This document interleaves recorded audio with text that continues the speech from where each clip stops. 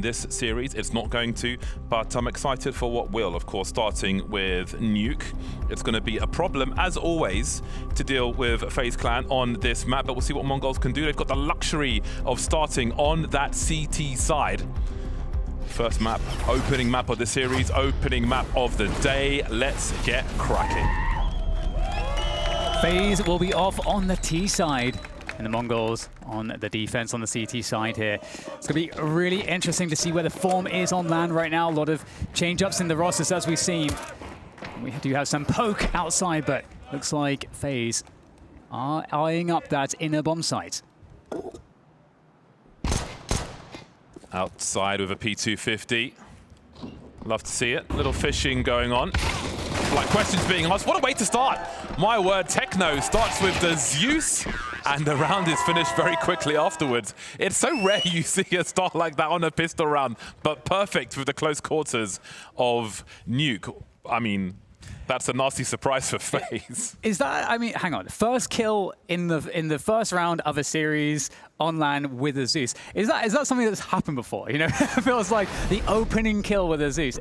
We've done a lot of Counter-Strike, but I can't say many times I've seen that happen. And he follows up with the USP as well. Yeah. That's just like griefing from the first frag of the entire series. It actually makes so much sense, though, given the fact that, you know, if that first player's out really fast, you can just insta-kill him, and then you pull the pistol out, and you've got full accuracy. So it actually makes a lot of logical sense.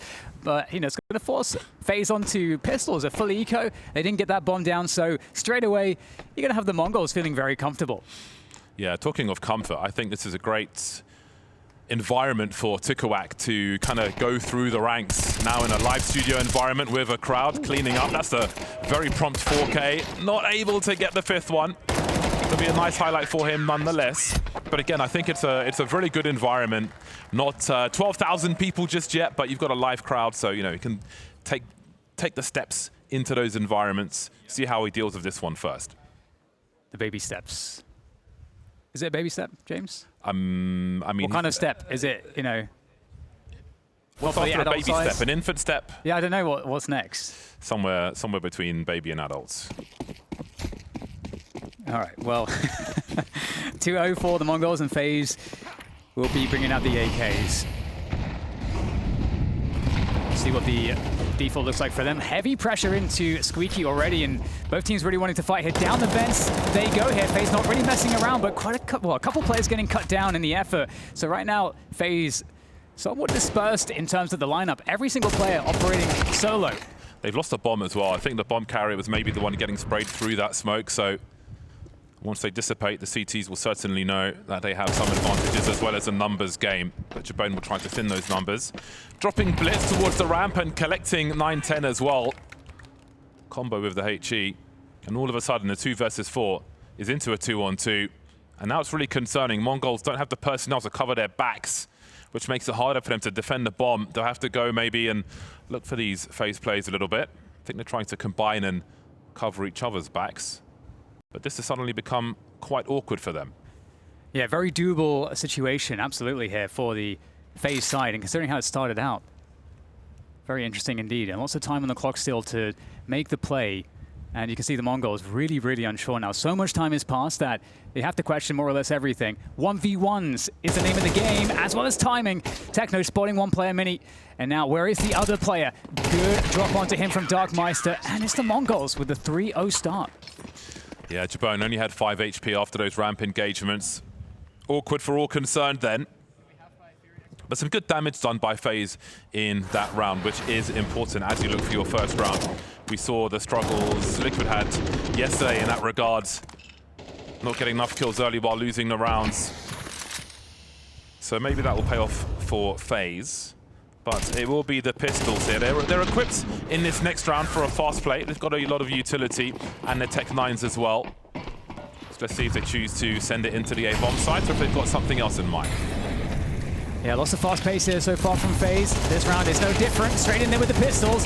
Darkmeister will decapitate to Twist with an opening there through the HUD. Quickly responded to Blitz out from the smoke here with some good coverage. The Tech 9 does do some damage, but with 2 losses and given the context of the 4-0 start here from the Mongols, I think they'll be quite happy with the result there. Yeah, 4 rounds in a row for Mongols. Not a single bomb plant yet for FaZe. And, of course, that was a half buy, so they'll be fine. But in these buy rounds, you've got to get those bomb plants so you can keep those AKs up. Again, they've dropped a few players for the CTs, but they need to build on those frags in a round such as this where the AKs are coming out once again. AWP is out for 9-10 and 9-10 only. So we'll see how much of a problem he can be early in the CT half. And so far, this might be the first round where we'll get a bit more pressure on the outside, more of a commitment here from the FaZe side. Again, they've had a very fast pace, generally speaking, so maybe looking at a slower round here now as well, starting to mix up that pacing. We'll see how quick they want to go. Because actually, no, it might still be quite quick, in fact, here, getting the way straight into the upper bomb site, the split. The bomb was on the roof, though, on Silo. Spotted with a quick engagement. Someone is on their way towards Secret for the CTs. I think it's 9-10 with the AWP, which could be a nasty surprise. You can see now that bomb carrier delivering nades into that A bomb site. Can they find the openings they're looking for, though? Tikrak up top in heaven, helping his teammates. Reload will be needed soon, though, and Darkmeister holds his position once again. Great work from him. Tikrak supporting as he needs to. They said he's the anchor, the A anchor in many of these bomb sites, and that's another big round for him with 3 kills. Yeah, really nice hold there from the Mongols in a FaZe. After they took that initial space outside, setting up the positioning and the timing to hit a coordinated split into the upper bomb site. Maybe there was a pause there that just the Mongols were able to have a great defense on because they were able to then reposition in that window, that small window where FaZe were coordinating themselves. And the Mongols, they're able to fight the fire with the fire here right now. FaZe, they've been going fast, time and again. And I'm expecting to see at some point, James, that FaZe will start to mix up that pacing to start bringing more of a question to the Mongols as to, how can we best use our utility? What are the timings that the FaZe side is playing with now? Yeah, timing faster or slower. They're not really dropping Darkmeister on this bomb site. 6 for 1 is Darkmeister, 8 for 2 is Tikrak, supporting his teammate really well there. And again, we're this is round 6 now, and FaZe have not even felt close to getting a bomb plant, which makes things awkward. And you can see their money's on the cusp of being able to buy. I think some of the team had 3,900. Again, you get that bomb plant, they can have the rifles out with some utility in this round. But the fact they're not planting the bomb turns this into an eco round instead. Yeah, and we heard from the desk as well, that perhaps the selection of Nuke was due to FaZe seeing some weaknesses in the way that Nuke has been played previously by this Mongols lineup. But, there's been time to patch things up for the Mongols as well. Maybe that was more of an outlier event for the Mongols in the previous Nuke. So FaZe, they might have to start adjusting somewhat soon on their T side here, away from whatever initial game plan they had, because this fast place, the upper attacks, the split on upper, hasn't been working out too much. And one thing that's for sure, James, is we haven't had the outside of ramp tested just yet. You can see the setup here for 9-10. They are very expectant of the play here from FaZe. Little exchange of utility. Small window for the T's to try and make their way in. Got a few kills here, but again, 9-10 still up top, covering for Techno. He may or may not have the time to get a reload in.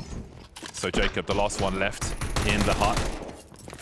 Bomb plant looking unlikely once more.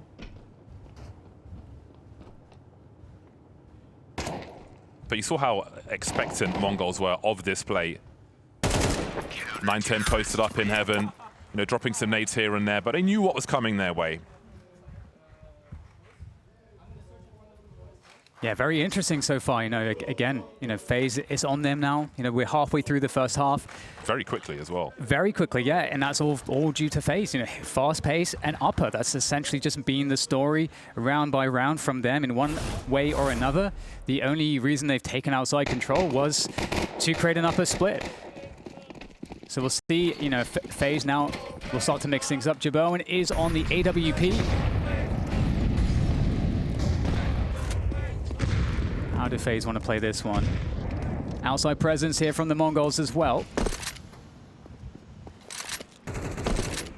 Smokes are going out for FaZe. And 9-10 will take the lurker out in the lobby, which already causes problems for FaZe. They're all the remainder are outside, and they have to assume that Mongols know that. Yeah, I think that's a great call, with that forward control, taking out the lurk, as you say. It really does paint the picture for the Mongols. FaZe are in a kind of a desperate spot right now. The Mongols always ahead of them. That means their positioning is very good here for the defense. FaZe are going to have to shoot their way out of a situation where they're at a huge disadvantage. Great baked opportunity for Darkmeister as well, with his teammate on the hut roof, just saying hello. He's being looked for, and there are multiple angles. They're walking into a sandwich between Blitz and Darkmeister, who doesn't show just yet. But what an immediately awkward position for FaZe to be in.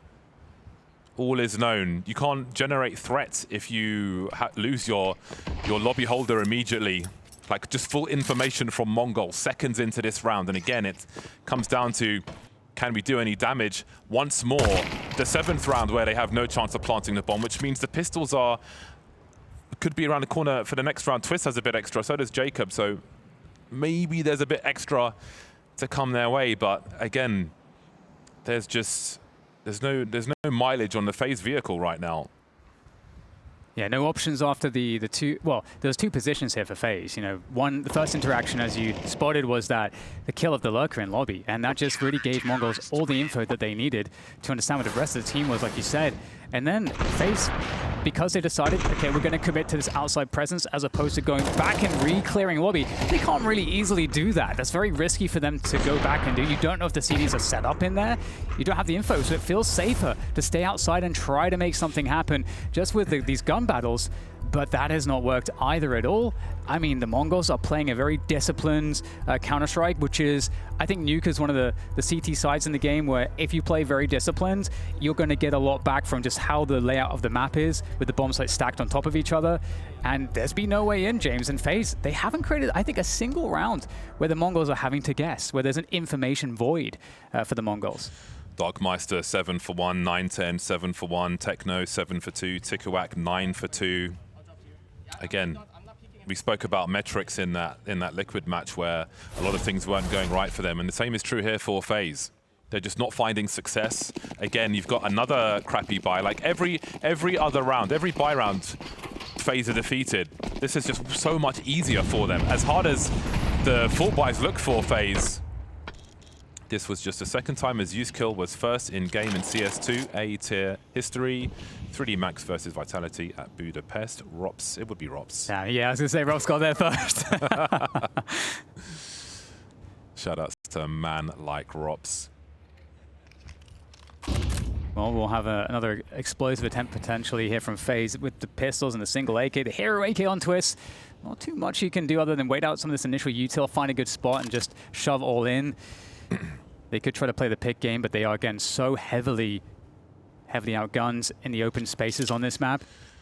They were so expected last time around as well, when they were trying to approach A. Like, so expected. There was utility juggling by Mongols, so 9-10 could hold his angle. A different approach this time. Yeah, and I mean, you're getting the pistols down secret. You then have close ranges to work the pistols and the numbers. That is a good objective, but we'll see if they're able to get down there with the full integrity of their numbers. Smoke's dissipating, kind of a scary moment. However, Twist with the AK does his job. How do you even call the rest of this round out for FaZe? 30 seconds on the clock. Tikuak trying to keep eyes on the outside.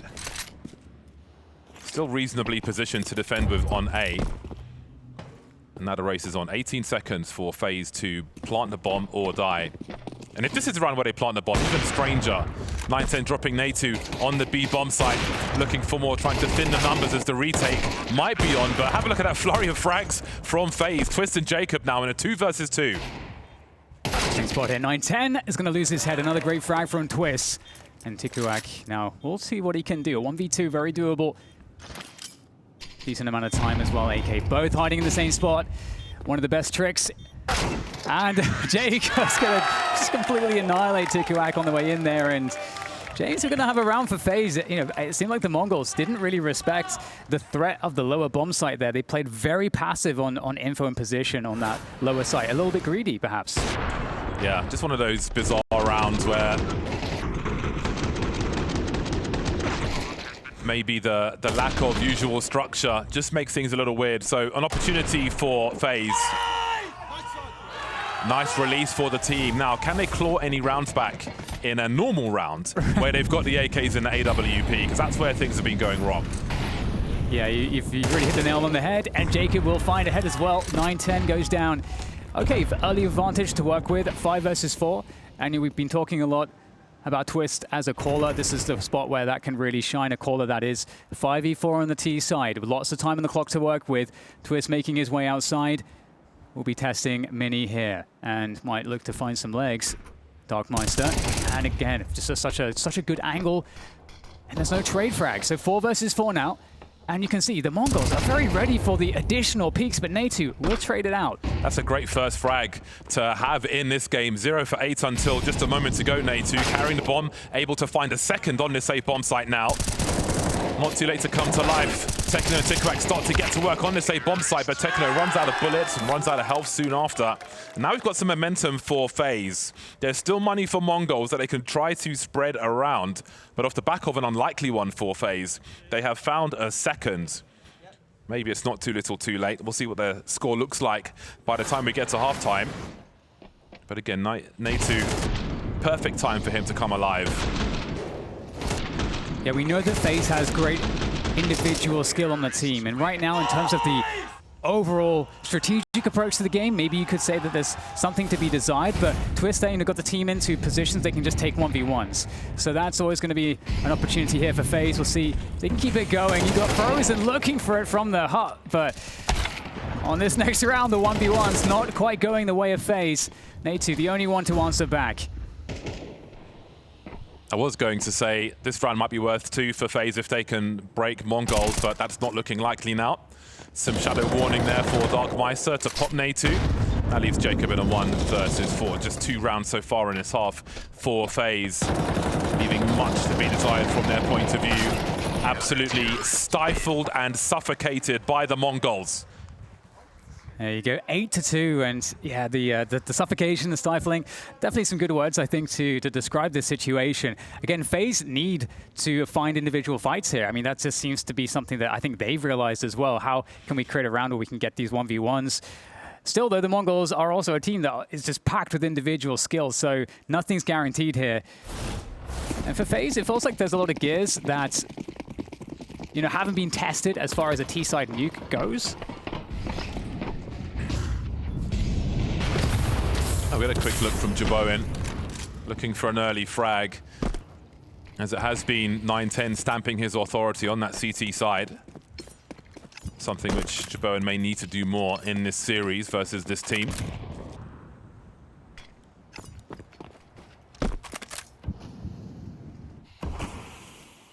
Okay, well, there's the threat to go down Secret. We'll see if it's respected by the Mongols this time. They don't have anybody watching lower. Okay, we will have someone drop down onto the vents. Darkmeister's on the way. Now there's the walk down. They will make it across safely. Better movement here from FaZe. No HEs this time. That's a nice one from Tikuak. No HEs to break the smoke on this occasion, but that'll certainly be enough. Now Mongols will have to be careful not to over-rotate until they have enough information. No lobby encroachment this time. So who peeks first? We can see Natu carrying the bomb once more. But they seem to be holding position for now. So FaZe have created a scenario where they have forced a reposition. And so now they're looking to kind of, they might be trying to fake here that, oh, look, we're rotating back to upper. That's one thing they could possibly do. And they could also have time to hit the lower side. They've got 2 options here.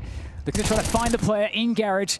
Blitz is going to take down Twist. The flashbang not doing the job. Frozen, though, opens things up towards the upper bomb site now. 20 seconds to go. Just wondering if Natu is going to go through the vents. Oh, that's such a big frag from Jacob, because Natu's having to rotate into the open. Jiggling, but not baiting 9-10. He catches Jacob. Now they've got to deal with him before they plant the bomb. Rotations coming from the back as well. Perfect delay there from 9-10 after dropping that rotator. Darkmeister to collect the rest. 9-2 Mongols. A much slower round from FaZe, and I like, you know, I like how they put the question to Mongols. That's kind of the awkward spots that you can put the CTs in, that we haven't seen the Mongols be in this position very much, where they're having to kind of figure it out, and they're having to kind of guess what positions they need to hold for an effective defense here. FaZe run the clock down to the last 10 seconds, but still the Mongols with a great read, good positioning, good performance. And now, once again, FaZe on an awkward buy.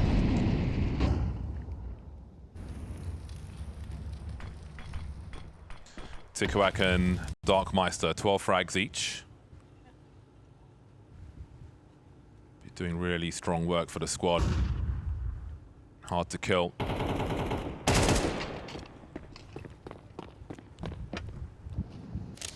Damn.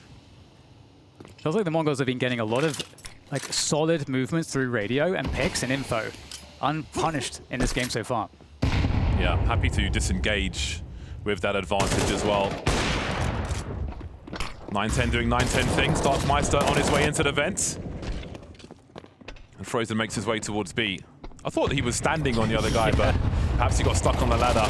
Either way, FaZe will do what they can to get a little more, if possible, in this last round, but 1v3 with 20 HP.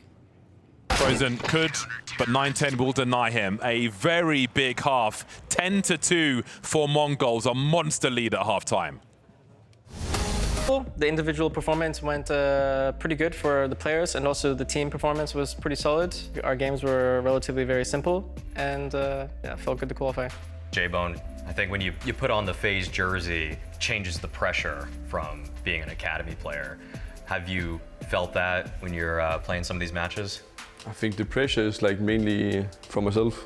I don't feel the pressure from the my teammates or the organization or like the fans or something like this. Like it's like only from me. What do you think the hardest aspects of the jump up have been beyond just the pressure? The enemies are like way better like for what I'm used to. Normally I could just like abuse people and just like re-peek into everything and take like some stupid duels, and now I just get punished if I do like these stupid decisions maybe. And yeah, like the team level is just way higher, yeah. Let me ask Twist, have you had to take him aside and be like, you know, you can't do that type of peak at that level type of thing? He said it himself, like he's finding out. I think what Nikki and I work on is more fundamental stuff. Where to be at what time on the map, where not to show yourself. You know, how having the op is like, it's a game where you choose where you want the info to be for the enemy. And I think that's something that he's figuring out, and NK is doing a good job as well. How about your journey as in-game leader? Does it feel more comfortable now than it did the first time around? Yeah, it felt much more comfortable. I think I was a lot more ready to take on the rule now, whereas like back then it was kind of just a band-aid that ended up becoming something a bit longer to last. It's night and day for me as a captain here versus when I was a captain in Liquid. How is your IGLing style in terms of how you want to lead the team? I think it's a lot more structured. I think our games have displayed that sometimes rounds are a bit more free, and sometimes there's a lot more set pieces into whatever ending, per se. How does it feel when Kerrigan leaves you guys after you just missed the major and then he goes to win it? I think I'm allowed to kind of be salty about it, but I can also be happy for him and the players that are there. I mean, winning a major is a very hard thing to do. A lot of teams, a lot of players only win it one time. Of course, I'm happy for him.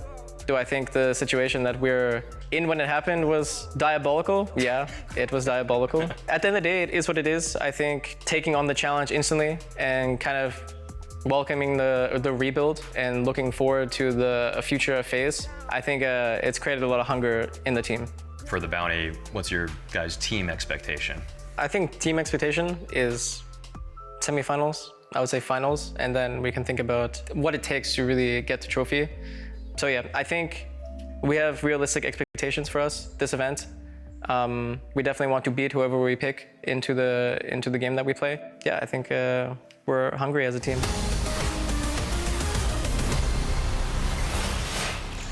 Imagine being at a water park, but there's no water. You're at the top of one of those big slides. You've got the Speedos on, but it's bone dry. You jump in and you try and go quick, but your skin just getting caught. You're going nowhere. That's the first half for FaZe. They come into this 2-4-10. They are hurting. They really need this pistol. Otherwise, their pick-off nuke is going straight into the bin.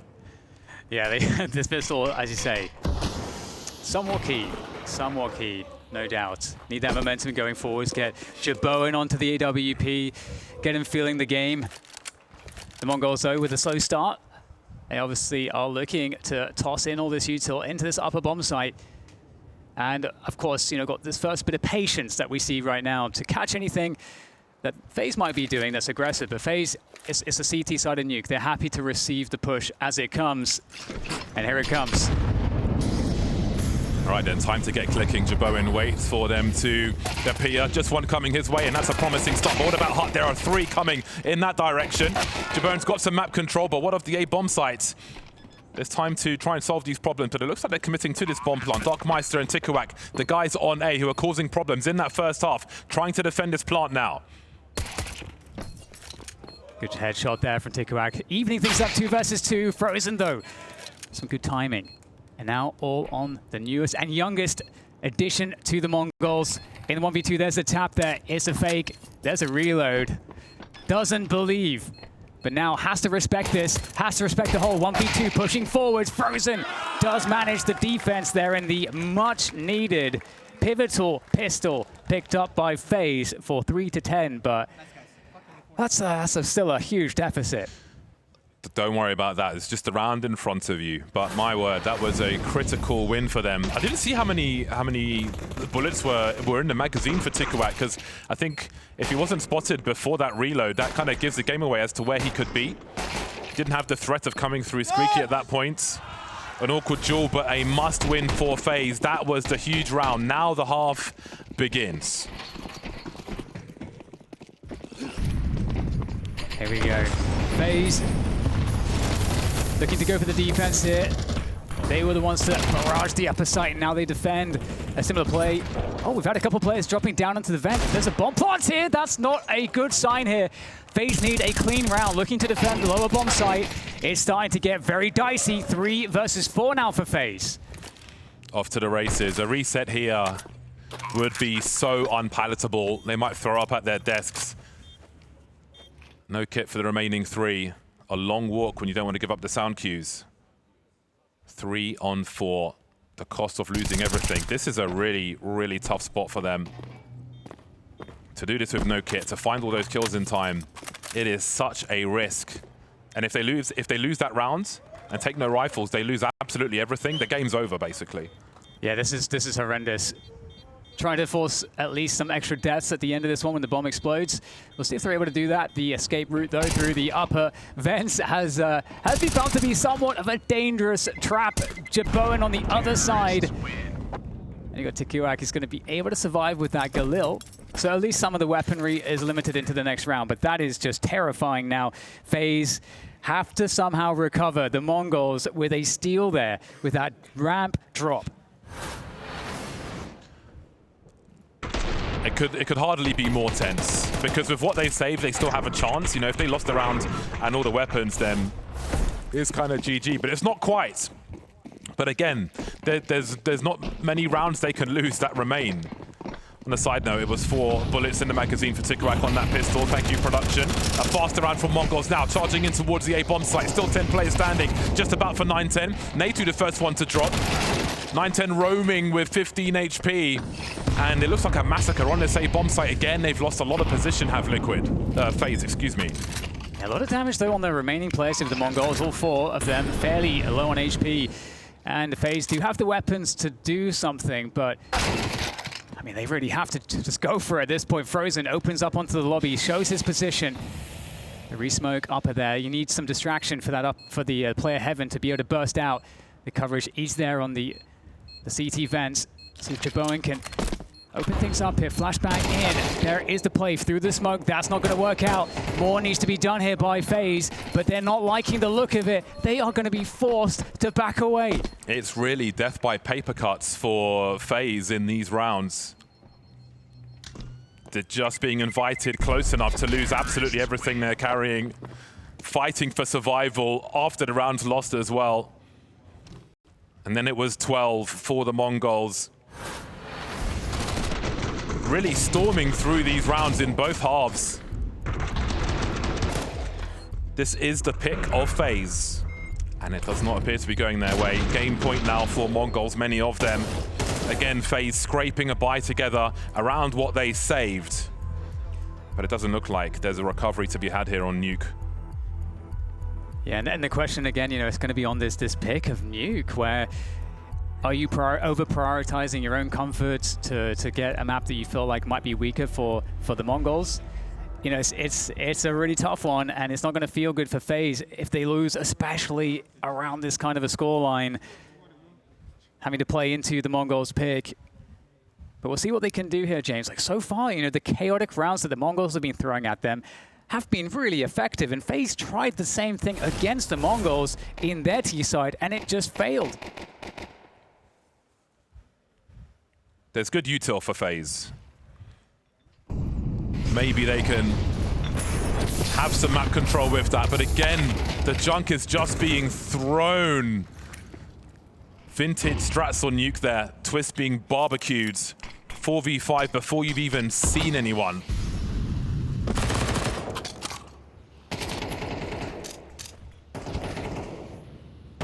No sweat at all for the Mongols. This has to feel so easy for them. So effortless. A 5 versus 4 with so much time to play with. And a long round. FaZe can't handle that. They're going to have to be active. You can see they're trying to see if they can get something. A timing for this push, perhaps into Squeaky. They don't have utility to play this round out. They need to make something happen.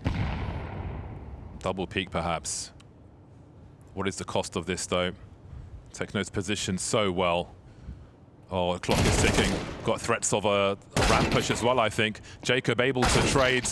Really big work there from FaZe, fighting for their lives on Nuke. Secured the bomb for the time being also. Blitz will have to race over. There's potential for Mongols to be put into eco territory. But they're still threatening with Blitz and Darkmeister remaining. Yeah, real time concern here. You can see that the smoke at the Molotov was really necessary, but at the same time, Blitz down to 29 HP and Darkmeister a little bit too far away. It's not realistic. And as you say, you know, saving these guns will keep the pressure on to FaZe, who are playing with their life every single round. And you know, just seeing some good Counter-Strike experience there. You know, they understood they're in a horrible spot. They can't play a long drawn-out round. And so they take that option away from the Mongols. Definitely a good call from them. And Jacob delivering those 2 key kills. Oh, man. That's a sick combo. Once the nade comes into the molly, you know you are done. You absolutely know you are done. And that play is so old in the DNA of Nuke.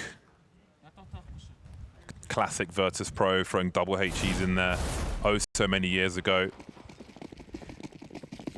Now if you're FaZe, you know, you got to be afraid of everything, James. You know, the upper timings have been working out when the Mongols have been rushing it down.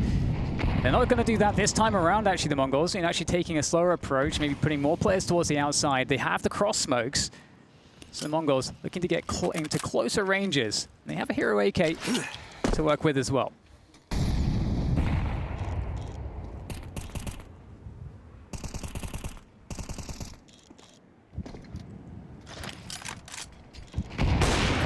Opportunity knocks for Jeboen.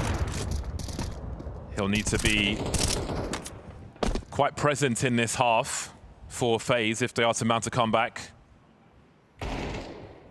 Some aggression into a lobby, maybe. I don't know if 910 was having a look towards A. Either way, he's been eliminated.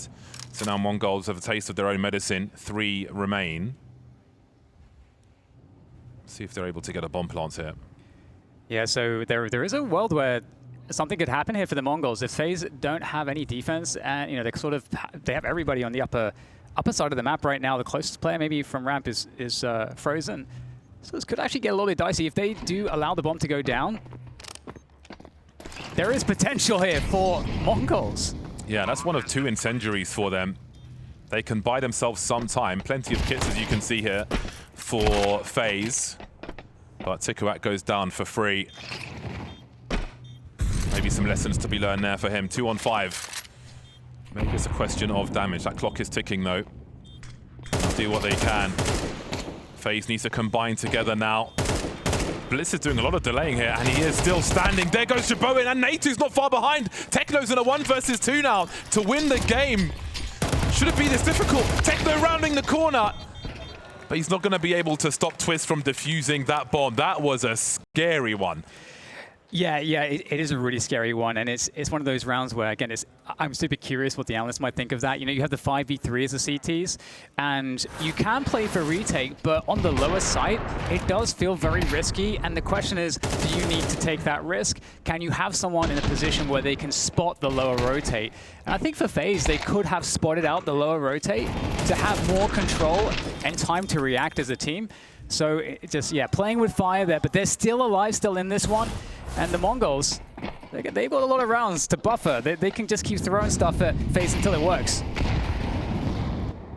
With the new squad, we may see growing pains in things like timings for retakes and so on. And at maximum pressure here against game points on the CT side. Perhaps it could be their undoing. We shall see. Pistols indeed for Mongols on this one. And again, if FaZe are able to stop the Mongols getting those bomb plants, as we saw in that first half, Mongols doing it to FaZe, perhaps their lives can be made easier for them. So sneaky. How has he gotten down there? Down the vent he goes. 2 players actually down towards the B-bomb site right now for the Mongols, so they're somehow finding position. And they're taking pot shots. They just need 1 bullet to connect, and it's going to really hurt for FaZe. 50 seconds to go now as the Mongols. 4 versus 5, still trying to work some of these positions. Just teasing. Just a bomb spotted outside by Jaboin. Twist will go and collect that, which will limit what Mongols are able to achieve in this one. So far, so good for FaZe. Again, got to just focus on the round in front of you. Handily dealt with. 4,000 to 5,000 for Mongols. So they'll have a good buy with no AWP for 9-10. And boy, is he a nuisance with that scope. 13 for he and Darkmeister. Tick back up there with 17 frags so far. Natu still having a quiet game, 5 for 15.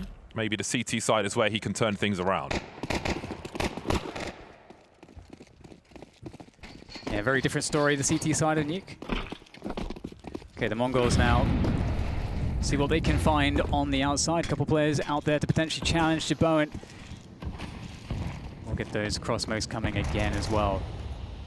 And a very forward play here from FaZe. Twist able to get the better position around the corner of the smoke. Have a look at lobby though. We've got fast moving action here from Mongols. Are they going to try and take advantage of this timing of the CTs being outside to do something on the inside? Everybody around smokes for the time being, and it is going to be, well, they were asking questions towards that ramp position, but Frozen still holding for now.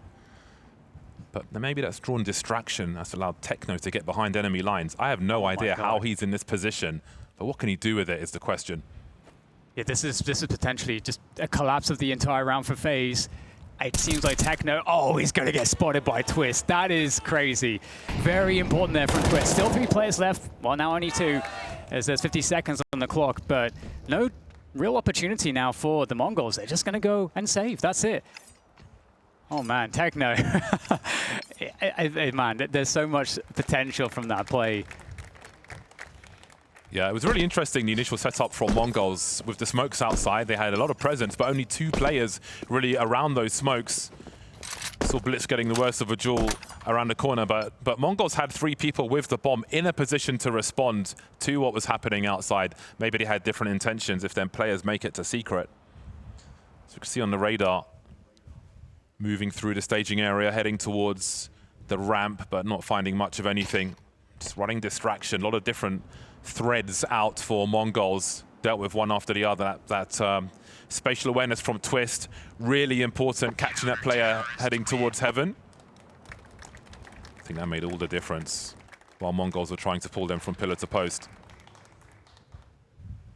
But to see if there is a way back here for FaZe, you know, now 5 rounds to overtime. Nice outside play there from Twist, winning that 1v1. And Techno with the creep outside. There have been holes that the Mongols have been able to find like this in a few different rounds. They knew what the potential was. I mean, if he gets to heaven, that's the A bomb site gone immediately. And then you question the opportunities to retake it, depending on how much util there is. Very, very important. Maybe a game-saving frag there from Twist. Yeah. Oh, definitely.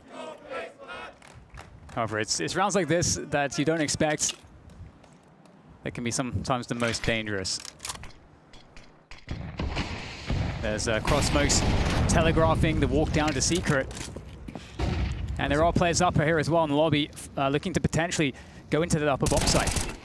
Yeah, is this pitch towards AU1 though? That's a really important trade by Darkmeister. Jacob not expecting that third one to come through, but Natu's here to pick up the pieces. Again, when you... 3 people in the lobby for Mongolz spells danger. And they had that there again. So quite a few different looks when they've got 2 people outside, but FaZe have answered both of them. And let's not forget how this game, how this half started. It's a hell of a run for FaZe, which it's hard to see coming when you move into this half with just 2 rounds, but here they are. Yeah, totally. Can FaZe keep it going though? 4 more rounds. The journey is getting more and more possible to that overtime as these rounds go forward and the Mongols start to scratch their heads. Jabone outside. It's a hard flick to hit and it's going to whiff. Just pistols though for the Mongols. They need to find some of those close ranges or perhaps a long-range deagle headshot. That's a close spot for Jabone. Lucky to stay alive. Is that a Tech 9 maybe if it was a deagle? A different story. Oh. Trying to figure out, oh, the timing! He's got to be real careful. Natu able to deliver. Still standing. Help is on the way. Running out of bullets. 2 players will be dropped, but I think that's okay. There's plenty of money here for the FaZe clan. Denying the bomb plant. They're only 3 rounds away now. Yeah, is that threshold where you're like now you're believing. You're really believing at this point, and on top of that, you actually have momentum at the same time. So it's weird because the Mongols, they're 1 round from winning, but it almost feels like that FaZe are kind of have more of a chance to close these 3 rounds just because of how many rounds they've won in a row. So this is a very tricky part now as we move forwards. Are the Mongols going to be able to find that just 1 key round?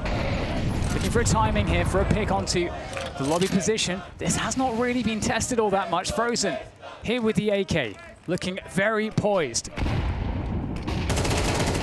Techno throwing all the nades outside alone. Frozen delivering on the ramp, but he's outstayed his welcome. Hasn't spotted Darkmeister, out-positioning him.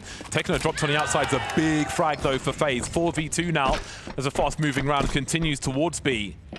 Now, we've seen some, Mongols being outnumbered on this B bomb site, and it looks hyper-dangerous. FaZe with some better positions this time, showing some presence with the incendiary. Good delay there, opening the doors, just buying time for them to continue to slowly rotate. Does 910 feel like he has to get a frag before that bomb plant comes through? His options will be taken away by Natu, and now Darkmeister's in the clutch. 1v4 made 3. They know he's stuck in the corner. He's in all kinds of trouble, trying to isolate these fights as best he can, but the wheels keep turning for FaZe. 10 to 12, 2 more rounds to go. They're almost there, almost to overtime. The Mongols must be getting frustrated a little bit at this point, because now it really feels like nothing's working. I think psychologically, when you go into that second half with the big leads, even if the same is being done to you, even if it's a mirror of the first half with a stronger CT side from the opponent, it just feels worse when you're the one losing that lead. Down to 2 now. Hell of a comeback from FaZe. Really hard fought for, and maybe it was about getting enough rounds to do something on their CT side. They didn't get enough, but they're still delivering. Yeah, mostly pistols here, just 1 AK for Darkmeister. Jabone able to feast outside, devouring both players and now eliminating presence entirely. It's just the 3 that remain in the lobby. Now for the Mongols to see what they can find. Need some excellent shots, but Jacob will deny Techno's attempt. Only 2 left now. Lots of time, but there's no position. Just going to be pot shots attempted now, just desperation from the remainder of Mongols. And the damage hardly matters as well. You try to keep a keen eye on when it does, but Jabone's got $15,000. He's going to be losing money by winning rounds at this point. So they will not be too concerned. Bomb plant looks extremely unlikely for the Mongols. Just getting collected now. So 1 more crack of the whip. to try and figure out a way to close this game. But let's see what 910 can do. He has got time to be a problem. He's got a few sound cues. But a 1 versus 4 is looking exceedingly difficult for him in this scenario. Oh. Very nice. 11 to 12. One more round from FaZe is all that's needed. And it doesn't feel like the Mongols have an answer so far. What is the play to avoid overtime? Like, what is the one thing, James, that you call in this position? It was a really silent half in the studio earlier on. But now the people have risen. One more go. 5 AKs for the Mongols once again. Now what kind of look will they give on the outside, Mongols? Early smokes on this occasion, but it's all five ready to do something on the inside. Very forward utility from FaZe to try and delay things. Can the numbers game work out for them? So far so good. Natu delivering, he was waiting for the second half. Completely unanswered frags, and now Blitz and 910 have got a really hard job ahead of them. Blitz is not gonna last long. The comeback is complete. We move into overtime. This is dangerous territory, James. You couldn't afford to let them bring this back. Can you imagine? You were down 2 and 10, and you have now allowed them back into an overtime. I think it's fair to say FaZe have the momentum. Yeah, that is a great job, and I think it's so good to have a comeback like that when you've got a young squad with new additions. That feels so good. You can do it. You have the confidence. That brings that team unity together. And what of Mongols on the other side? The same is true of them with their new additions. Opportunities have been lost time and again to find themselves in overtime with a 10-2 lead at the half. But here we are. Jabone dropping 9-10. Darkmeister will have the AWP. Oof, it's so tough because, I mean, often you expect to see the first round that Mongols will get would be the first one of overtime, but it's actually a 5v4 for FaZe. They're in favor. The Mongols haven't solved the CT side. The fact that FaZe get to continue on the CT side feels like even more insult added to injuries. Jabone again opens up with a second kill. Now onto the huts. This is going to be a tough one in the break if Mongols are 0-1 down at the end of this game of Nuke. Had a lot of overtimes yesterday in an exciting match on Nuke. There is potential here, James. There's a plant, and there is actually a potential lurk from Lobby that could be pivotal here for the Mongols. They have some position to work with. And there we go. Darkmeister takes down one player. Molly's in the vent. Molly's on the ramp. We saw difficult retake attempts from FaZe, especially on that ramp earlier on. 2 versus 4 now, continuing to creep in a similar position, but a different result this time. They have learned, they have absorbed, they have adapted, and now they take the lead. Can you believe it? They're in the lead versus Mongols on Nuke. 2-10 after the first half, and now they lead. How does that feel? Well, I mean, for FaZe, you know, there was this risk of maybe just a feeling of embarrassment, a feeling of regret, picking Nuke into the Mongols and losing the first half 2-10. But here we are now. FaZe fully powered up. Jabone in the first round of overtime really delivering the opening picks, besting 9-10 on the silo and continuing to deliver. The momentum seems near unstoppable at this point. The Mongols need to find something different. But what do they do at this point? Smokes outside again. Mongols also quickly making some noise towards the ramp. And again, they're in a 4 versus 5. FaZe really off to the races on their CT side here, doing their best work. Mongols have not been able to find an answer. They've had so many rounds with 3 starting in the lobby, trying to be flexible, looking for opportunities, denied round after round.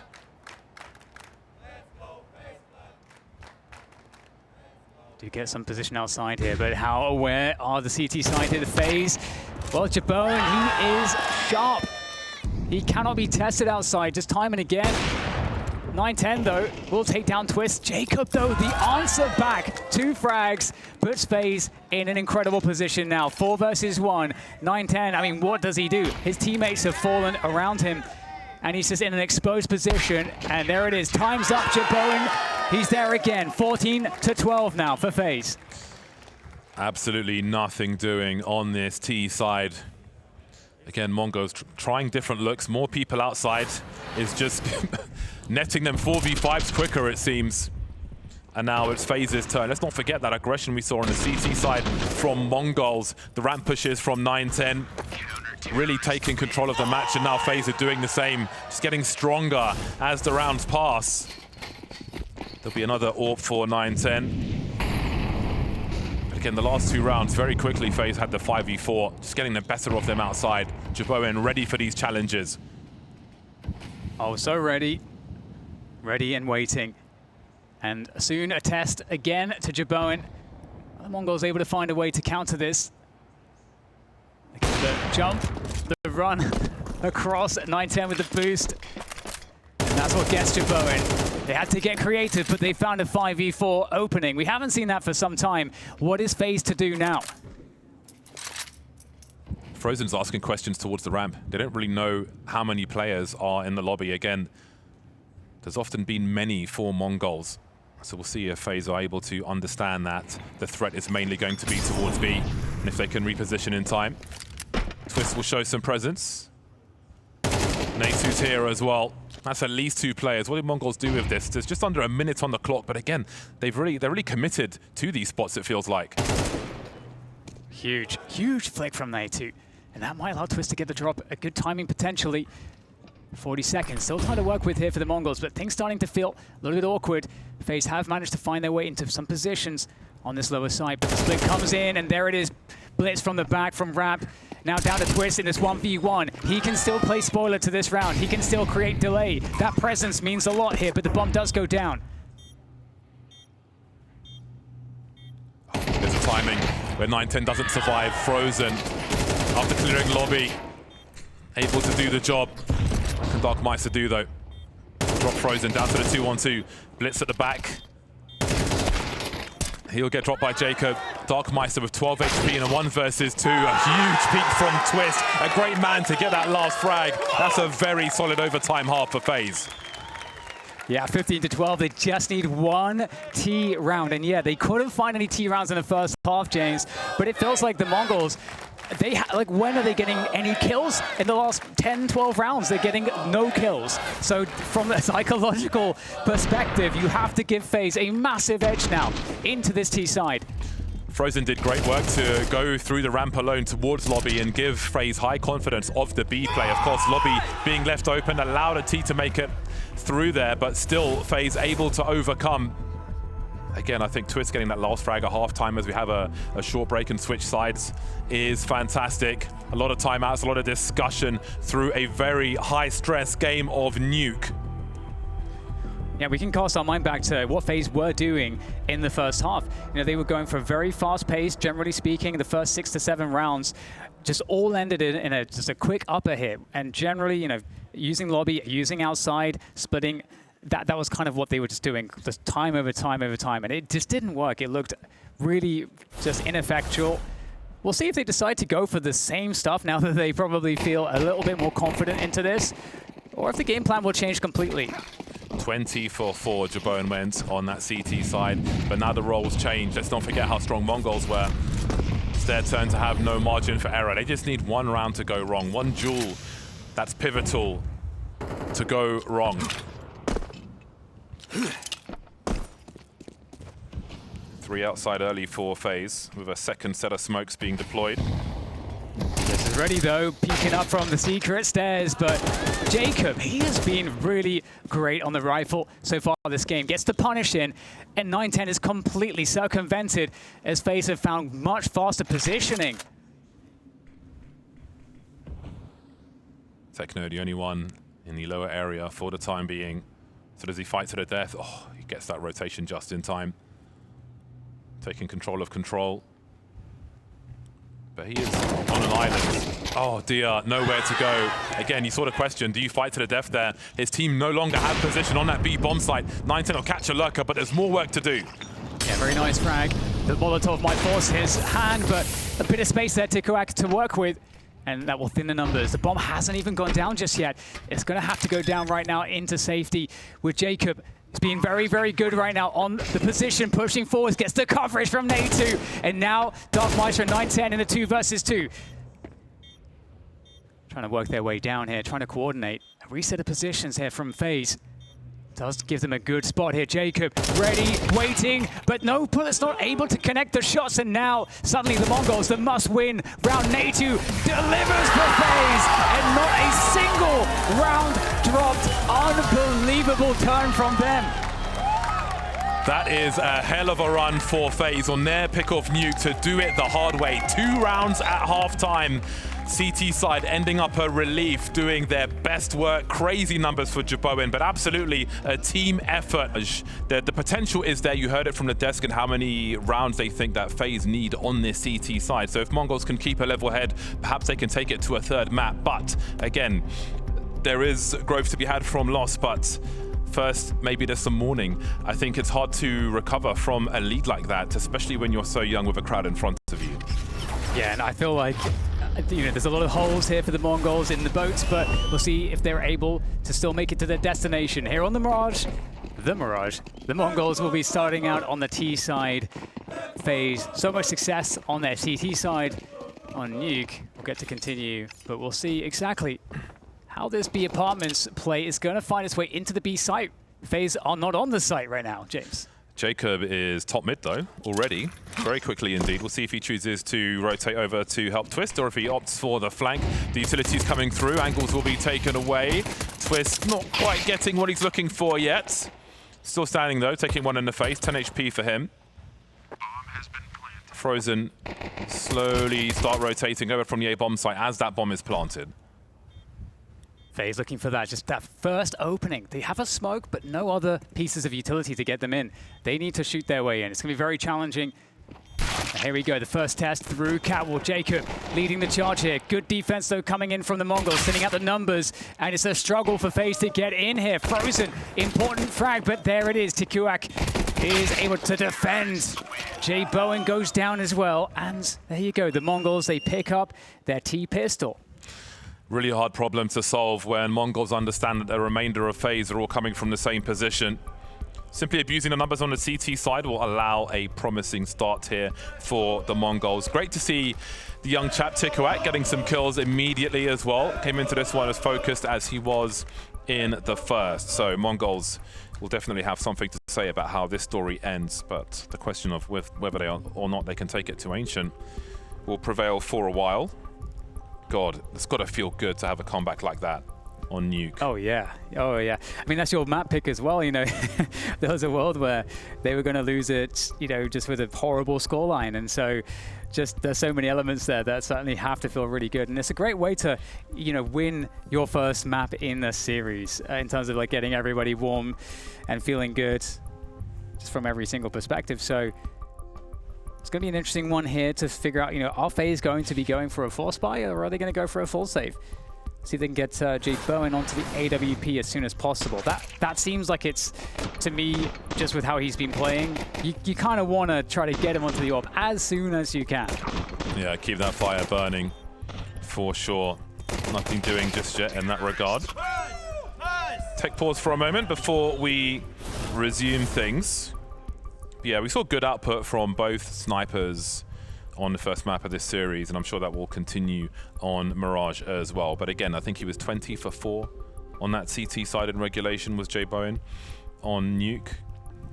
Very handy indeed. But perhaps he won't get as many sitters as he might, peeking here and there on Mirage. You still have confidence for Mongols? I mean, it's interesting. I think they're going to have to fight for their confidence a little bit. Obviously, this is a much more comfortable map, but the performance on Nuke, I think, is going to just feel pretty awful. So, you know, if they can get a string of rounds here to open up the T side, you know, I feel confident that the Mongols can kind of get back to the form that you would expect from them. I think that more of the question for me is what is the ceiling going to look like for FaZe, and how close are they to it here on Mirage? Because based off of the performance individually we saw in the previous map, they are going to be dangerous on this map. So, you know, the Mongols need to make the most of this start. Yeah, the CT side was obviously, I mean, by the numbers, you can tell it was more confident for FaZe. Again, we saw a quiet game from Natu on that T side. Wasn't doing a whole lot versus what I'm sure he would have liked to have done. But we'll see how this one starts once we resume things. Good old Mirage.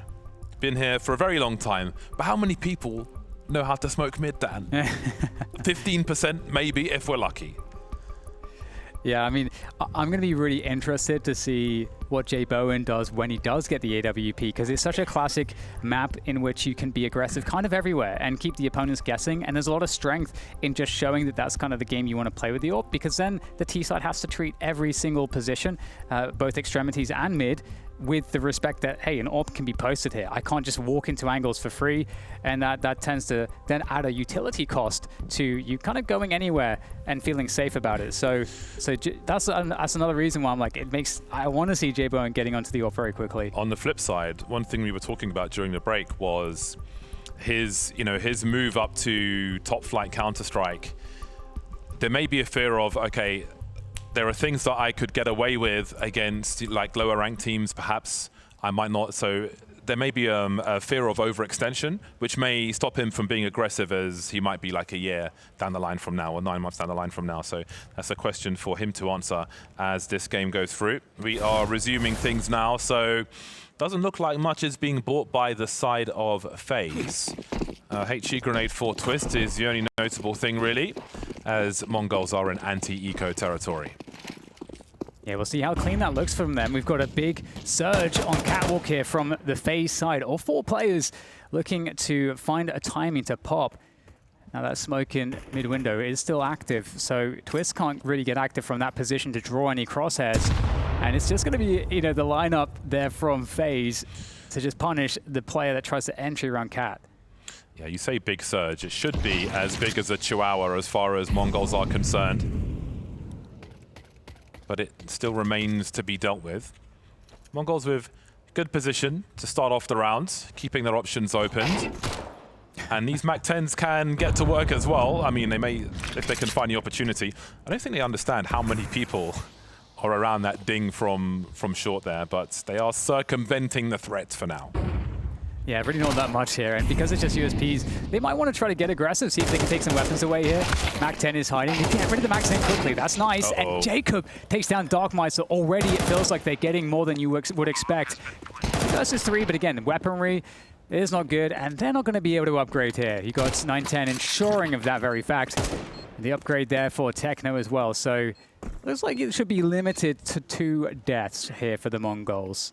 I love the confidence of 9-10 there, not wanting to give anything away for free to FaZe. Weapons on the floor, happy to hold position with full armor and deal with the threat. It's really good work, good urgency from Mongols. Again, they can't really afford to give anything away by being slack to a FaZe clan who are still on a high from that comeback on Nuke. Opposite can be said for Mongols, but it's a good start. They've righted the ship early on Mirage.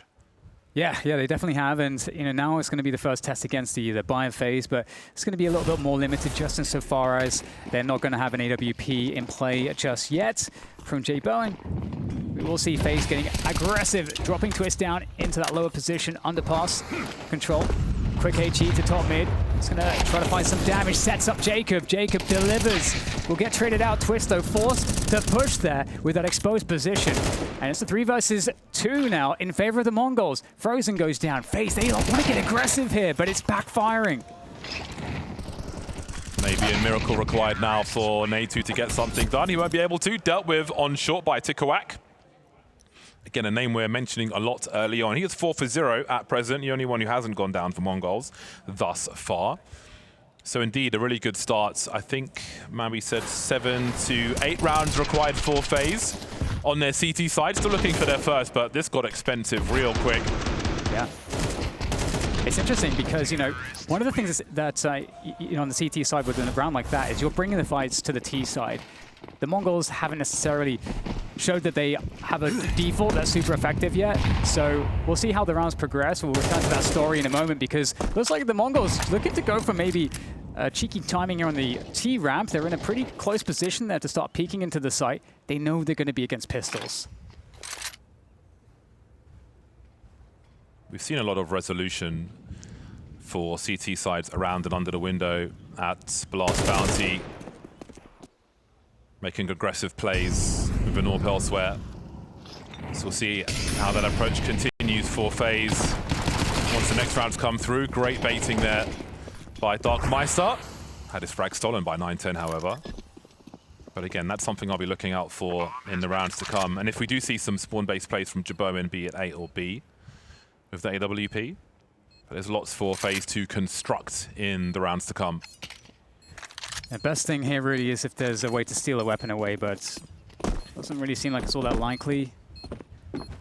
Jaboen, yeah, looking forward to seeing the AWP coming in for him on the next round, but maybe there's a world where this 5-7 could deliver a rifle to a teammate for the next round. I mean, again, that really is the best case, and Jaboen might have a couple victims here. It depends if they go deeper. They might not. Yeah, I think they're good. They should be good in their spots with the new blast damage. No pun intended. He could go across though with the cover of. I think did he try to go for the jump across? I mean, with the cover of the bomb exploding, maybe there's a way you can get in there and sneak in, steal the gun away. But something for another day. Yes. 4-0 for Mongols. The AWP is back for Jaboen, looking for his first frag, as is Natu. I mean, on a CC side, that'll partly be where Mongols choose to go. Jaboen's got middling spawn. Could be better, could be worse. So don't expect anything crazy at the beginning from the FaZe side. But again, they've lost 4 rounds already. Yeah, and what's interesting is that you could maybe look at that very aggressive round that we saw from FaZe previous in their first gun round. It's maybe a round that can buy space into the future rounds because the Mongols should be now wary that, hey, FaZe might just go very aggressive in the very opening timings of the round. If you're thinking round to round and conditioning, maybe that's the idea for FaZe. Maybe it gives Jaboen, depending on his spawn, a little bit of extra space to work with because the Mongols maybe will slow down their opening of their rounds, maybe giving up a little bit more space to just account for these more forward timings that FaZe might find at the beginning of their CT side. Does Techno keep the MAC-10? Could definitely throw a spanner in the works. Something unexpected for FaZe once the unpause comes through. But again, Blitz, 910 Tikawak doing the heavy lifting early for Mongols. 3 frags for Darkmeister as well. A little adjustment on the desks, and we should be back into things soon. Yeah, I'm really curious about how Mongols might approach this round because they could decide to go for a pop and just gamble, and that could be pretty painful for FaZe potentially if FaZe have the wrong opening, or they could go for some of these defaults, and that would give FaZe a little bit more space to work with. Techno's got one of the better spawns in the direction of B, but he will be, I think, deploying the smoke into mid, and it's going to be a prompt looking one towards Adan. So quick it will be by all the indicators. Ready to swing on the ramp then. Jacob will have a flash, have a look, but again, there's that ugly MAC-10 to pop him immediately. Right tool for the job. Yeah, and right now FaZe, they've got players in position, but the frags are not going their way. Techno bursts through the smoke here. Frozen trying to defend from Ticket, but all eyes on him. Now Twist has to make a desperate play through the smoke into the pocket. It's not working out at all here for FaZe. They had the best setup. They had all the players in position. They had a close T-Ramp player. You couldn't ask really for a better situation for FaZe at the beginning of the round, but they get wiped out. Yeah, MAC-10 means freedom and chaos. I don't think there was a helmet to fight against that MAC-10, so it was a quick deletion on the ramp.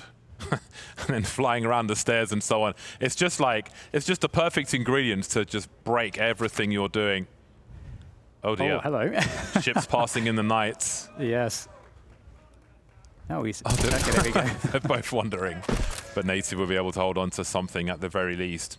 So we don't see any impact for Jaboin just yet. I mean, with a pace like that and utility, it's going to be hard to get going with the AWP, but he's still looking for his first. First round at Tikawak's been expired on as well. Oh, the actual like pre-spray there, that's cool. But yeah, one thing I'll say, James, is that the Mongols popping there, which is one of the things that feels scary, is because if FaZe get aggressive in mid or play a variety of other setups... Oh, that timing's beautiful. Yeah, the pop's just going to wreck them. But they actually had everybody in position for a rush timing on the A site. They had basically 4 players there. Yeah. That's going to feel horrible for FaZe not to be able to defend. Yeah, again, the guy on the ramp with no helmet just got insta-gib like we're playing Quake. But They're again, going back to it, James. they're doing it again. They've got a lurker top mid this time. Jaboin has a scout. So a mixed bag here for FaZe. Getting contact. The thrift store. Again, opportunity there. It works out though because the HE comes and delivers. Might be something more here for them to work with. 2 moving through short for FaZe. They're doing it on the A bomb site, an unlikely looking round, but they're finding some traction now. That's a very big difference maker. Is the bomb committed on this A bomb site? Blitz has found a third. Yes, they can rotate the bomb. They haven't gone crazy in that respect as Blitz is taking all the frags down, leaving Jaboin to try and contest him with a scout. He might be able to do it, but no. Blitz finds an ace in that mid position. How do they turn that round around like that? Unbelievable. The fact that he just casually aces, and definitely a position that FaZe were not really expecting. I think, again, like if we look at the previous round, it was a full shove into the A site, and all it took was one player to just catch the rotation, response there, and Blitz just wins every single 1v1. Obviously, a little bit of spray there through the wood. Yeah, this is just like refrag challenges, the way that one played out for him. Insane. And again, Mongols hadn't overcommitted with the bomb over towards A either. 910 was rotating. Blitz beat him to the round win though, just deleting everybody in that mid position. Yeah. What a save from him. Now he's going, send him in again. Send him at connector, and he delivers again. This is a problem now for FaZe because now the middle of the map is completely open, in control by the Mongols. They can pivot into either A or B. Again, FaZe in a position where they need information. They've got to figure out what's going on. Jacob's doing part of that. I mean, it's so risky as well, just having to go on your own and just kind of shoulder peek stuff, no flashes, nothing. Just guessing. Tikawak quickly dealt with though. Jaboin sees problems in mid through that connector spot. 910 will go and have a look, and maybe things are going back in their favor as he just keeps getting opportunities now. 2 frags for him, 2 remaining for the Mongols, creeping towards B as Natu tries to find a good angle and some good timing on these players, but he's being looked for. Oh, Blitz, he might have found the timing right now because I don't think they have any idea he's this deep. Blitz, if he can just keep going, he's going to find something. Natu still has no idea, but Frozen peeks the corner. He's just ready. And the first round will go to FaZe. I've got to say, James, I think the Mongols, they paused too long on Catwalk there. When they had such a great position, it allowed Jaboin to activate that long channel with the AWP, and suddenly this advantage, it just vanishes. Just creeping around the smoke there. Not enough cover. Must have been nervous with the bomb carry there as well. Almost feels like the way the first half started, even with the roles reversed. It's the first game, sorry. 6-1 lead now for Mongols.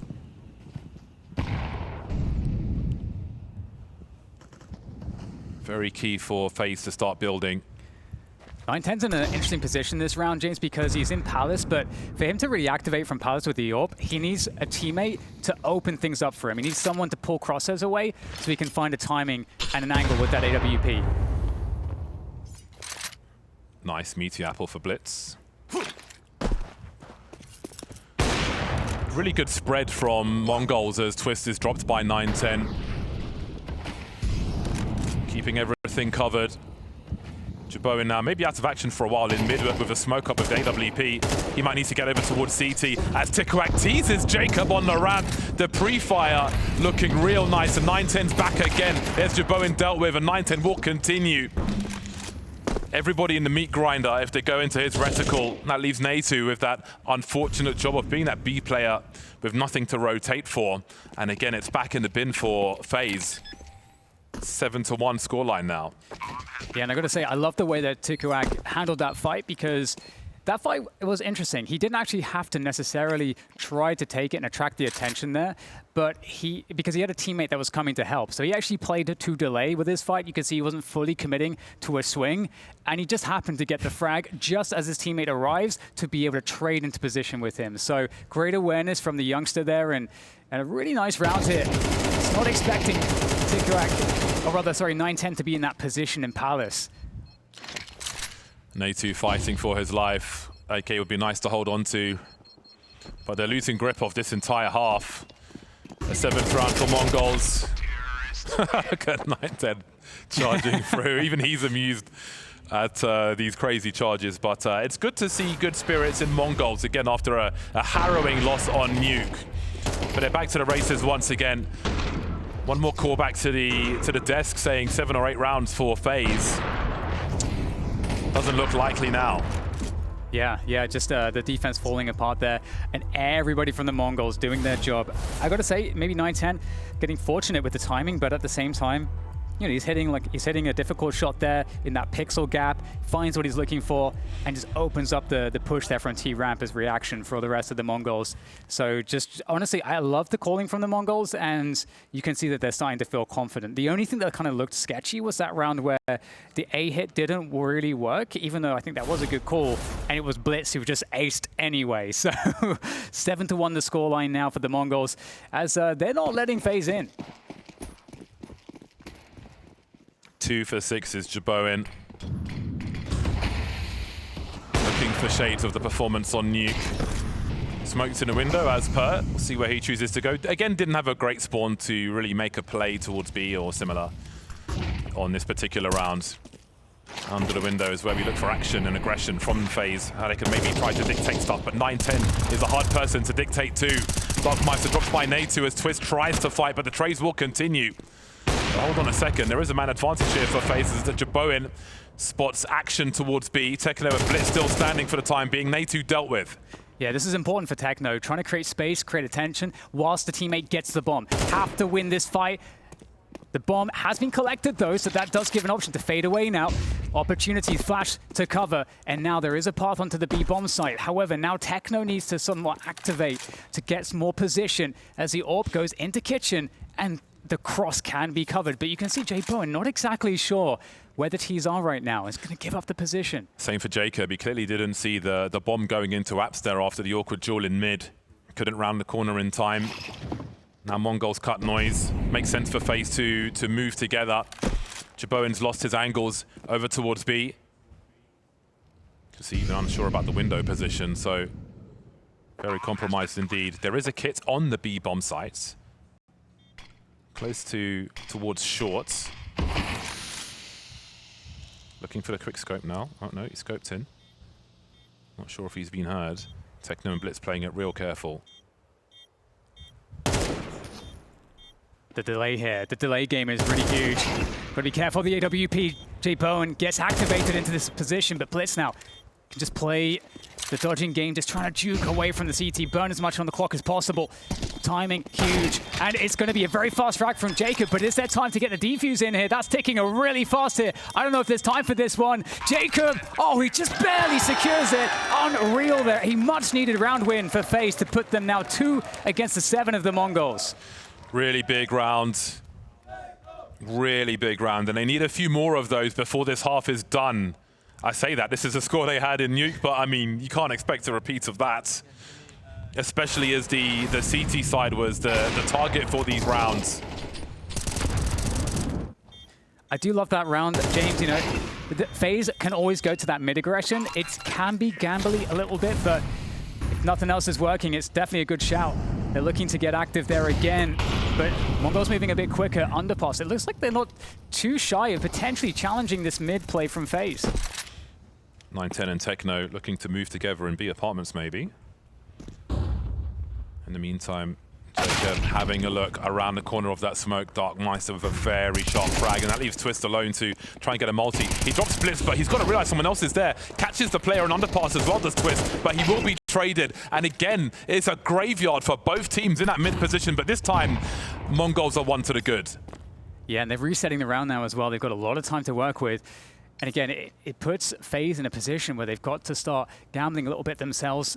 Frozen making his way over towards the B sites to cover that position. This is very uncomfortable. Techno's got to hear some of this rotation. He's got to have a good idea as to where these two players are as well.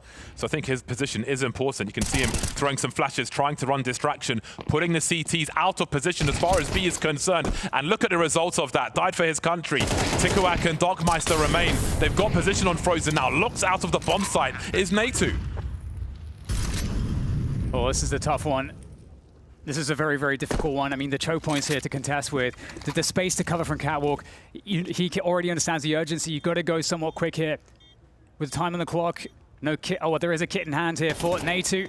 He tries to close the distance. Knows where one player is, but there is going to be somebody playing off of this. Natu finds him. HE will do some good damage. Down to half health. Tikuak, 15 health here.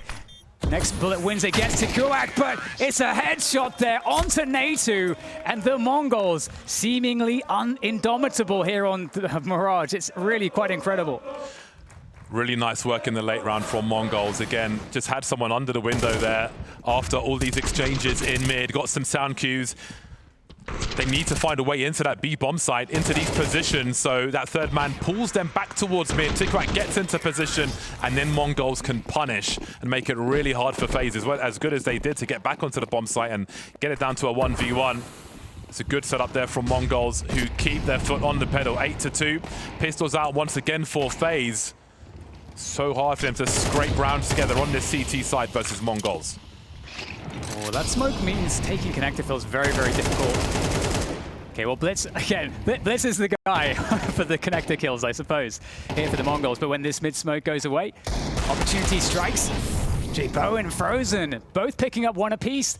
They have a man advantage now. Another chance at a gritty round. Timing is everything, and I don't know if Mongols can really recover what's been lost in this one. Again, all these rounds very urgent for FaZe. The bomb is not in their control, Mongols. Oh my God! No, not like that, Dogmeister! I cannot stress how embarrassing that is. That is everybody's nightmare when the blade comes out. Oh! I'm in physical pain from watching that. Oh my God, you can't be doing that. You can't be doing that. Can't believe you've done this. Okay. Well, hey, it's another unlikely round for FaZe, but it doesn't matter how these rounds come. Oh, not from the third person. Oh, days. Stop showing it. Oh, my days, man. Listen, you've got to be brave enough to try. At least the 8-3 up, at least, you know, that was a fairly unwinnable situation. You know, we move on, Oh. Better times. They're going to rush apartments. They're angry, James. They're angry. They got the Tech 9s out. Mac 10's there as well. They're going to run it down against the B defenders. We'll see what they can find. Okay, well, they get 2 instantaneous entries. Well then, it's the last round. You got to go for it. Another dirty one. Another grimy, gritty one. There are kits for these players. They've got the numbers, but they start to dwindle yet further as Techno will the leads, and that will be a hell of an answer to that failed knife. 9-3 at halftime for Mongols. This time, surely, they convert after the break. You have a few Maltese words on flashcards. If you give it your best shot, go through these one by one and try and guess how it's pronounced. Have a little guess as to what you think it might mean. Birkirkara. Birkirkara. I have no clue. Maybe it's something related to weather, maybe? It's a place, one of the largest places here in Malta. Ah, no chance. Okay, then the next word is... Next one is this. Zurich. Zurich. Zurich? Zurich? Zurich. No? Zurich. Zurich. Zurich, okay. It might be a place as well. It's a city near the sea. Next word. Well, it's getting tough. Aljotta. It will be like Aliotta. Aliotta. I think like it's probably like some city or like The meaning? It's a fish soup. It's a fish soup. No. fish soup.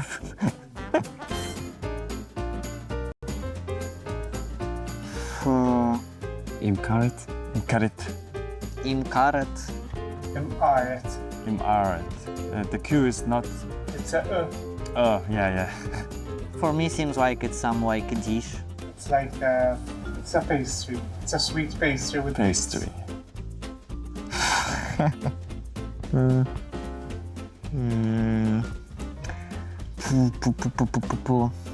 Gigi Poku.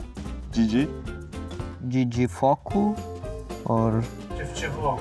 Chivchivoku. Chivchivoku. Wow. I have not like that chance. It's fireworks which are put on the streets. Ah. Firebox. Chivchivoku. Chichipoku. Okay. The last one. So. Kicha. Is it right? No. Will be like Kuchiya. Ochia. Uchiya. Ah. J is not. C with the dot is a che. Chair. I think it's some dish, sort of dish. That's when a baby has his first birthday. He's got a few things like a ruler, pencil. It's like a tradition. It's like a tradition. Okay. Whatever he grabs is what he'll become in the future. Computer mouse Yeah. or computer.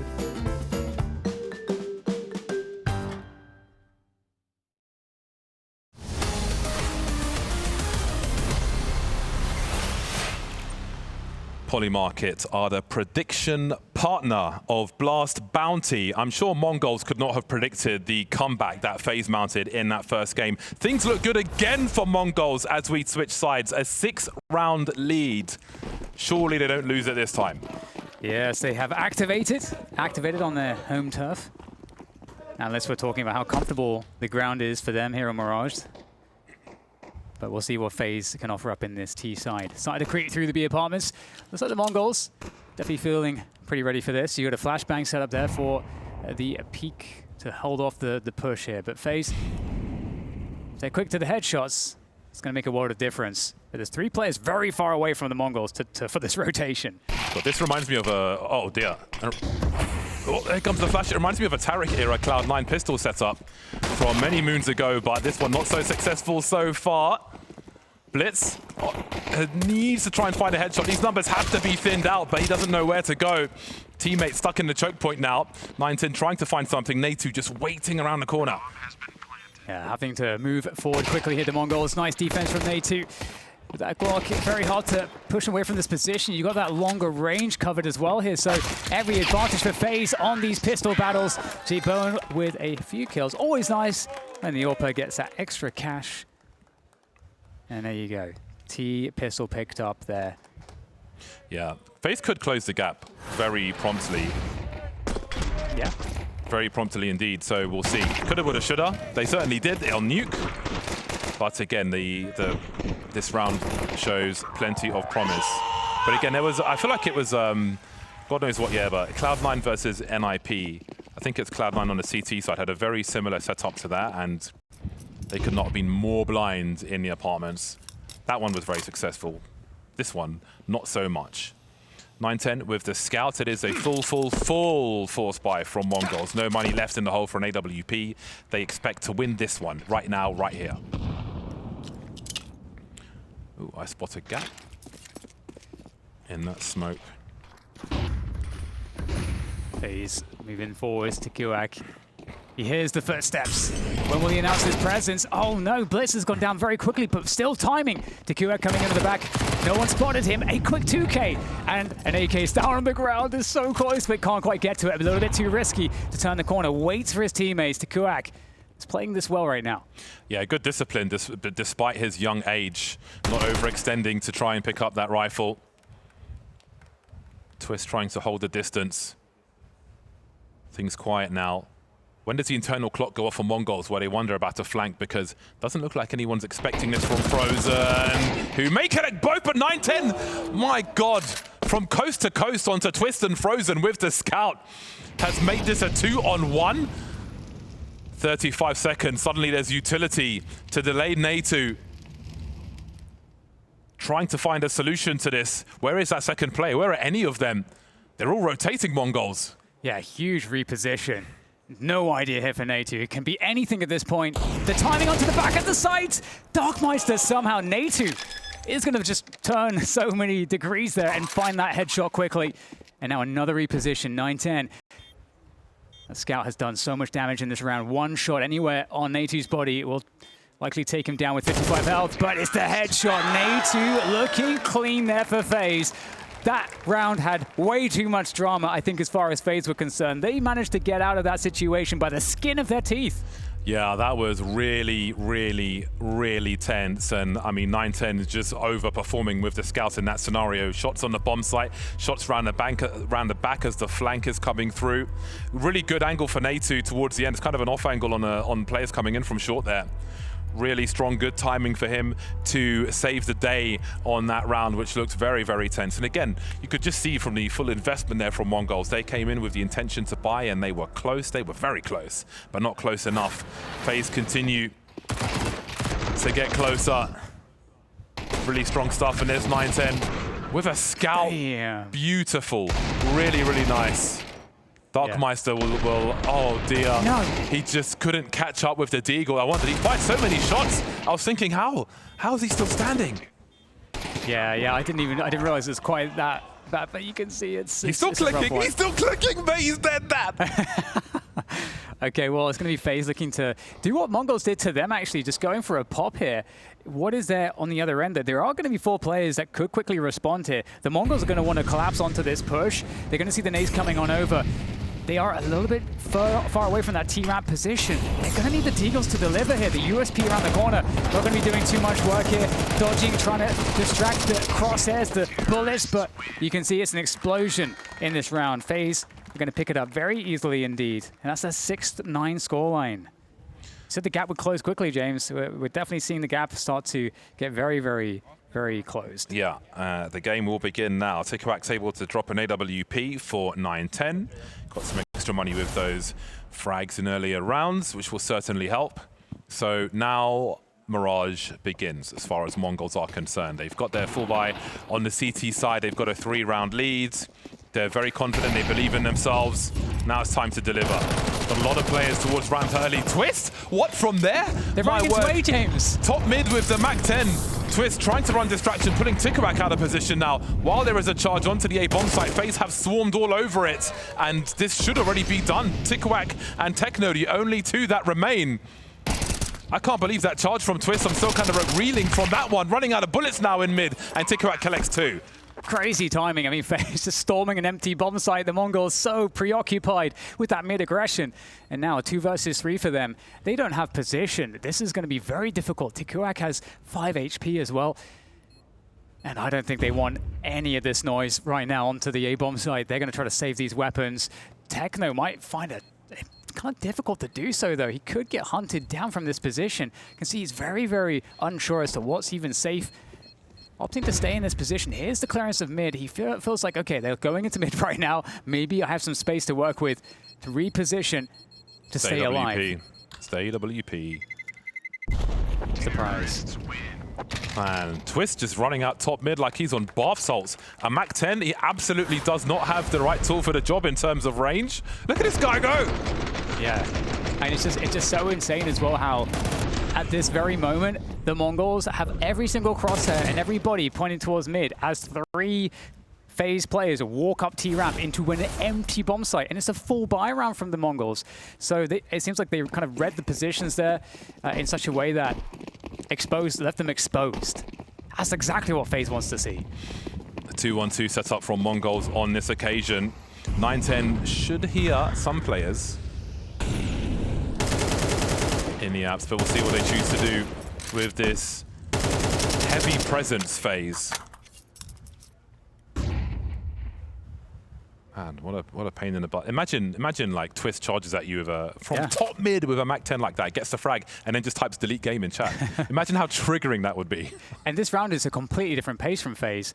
They're expecting something aggressive from the Mongols, but that boost actually might be really nice. They're looking for it. Continuation spray, not finding number 2, but a 1-for-1. That's always going to be favorable in this kind of a spot for the FaZe side. On the T side of Mirage, they've got a minute to play this 4v4 with. Twist is just maybe trying to understand how much map control they still have. He'll be deploying a smoke towards short as well. But again, it's been fought in apps pretty much this entire round for FaZe, along with that action in the underpass. 45 seconds. Frozen will be left in situ as the rest perhaps look for a split of the B bomb sides. Yeah, this kind of works out from the Mongols a little bit because they don't have close positions around A, but they do have 2 players on the B bomb site. Techno finding one. There's one player on the site, 9-10. Very strong flick. Nate comes out, back into cover. Another shot here, has to land, it will. And now you got J Bowen in a very awkward position. Out comes the clock, and the Mongols will save the round. God, all these rounds are really, really tense. But my word, is it hard to bait a shot from 9-10. We saw it on Nuke with one player swinging past to make space for the AWP, but he's just sitting there ready. He knows when to fire every single time. That looks so rough for Mongols with the developing situation on that B bomb site. But 9-10 is chilling, throwing mollies just enough space to avoid the fire at the same time. Narrow victory. It's got to feel like going away of Mongols there from the FaZe POV or some of those engagements. They'll have the rifles for round 18. And FaZe want to go fast again, it looks like. They're looking for anything in mid to kind of give them that moment that they can burst off of. But the Mongols actually voiding in the mid position pretty much entirely. They're playing a more passive setup. Yeah, relatively traditional. 9-10 with the AWP and CT. And look at these numbers, these marauders. Contact.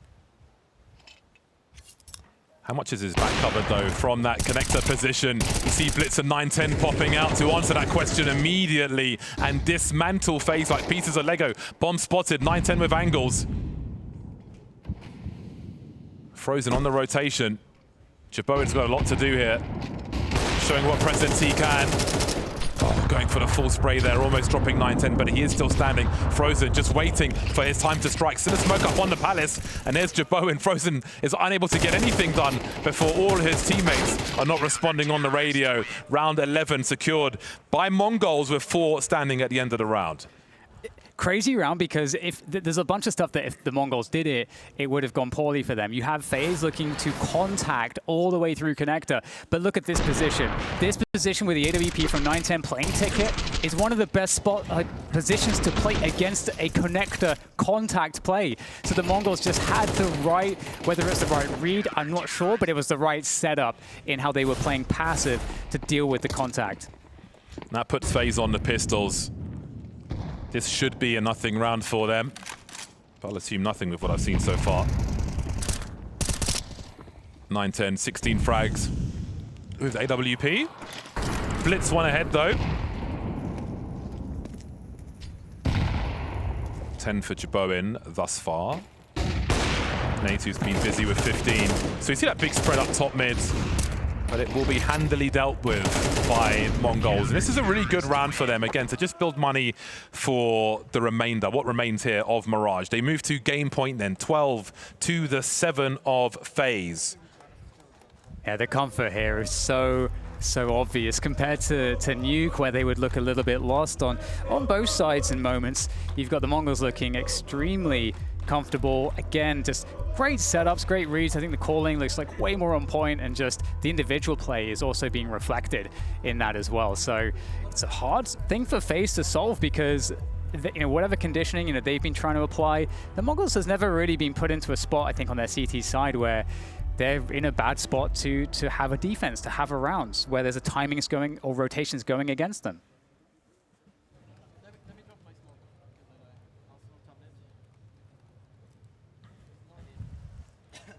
A lot of Molotovs for FaZe. They don't have all the util they might have liked, but they've got the AKs.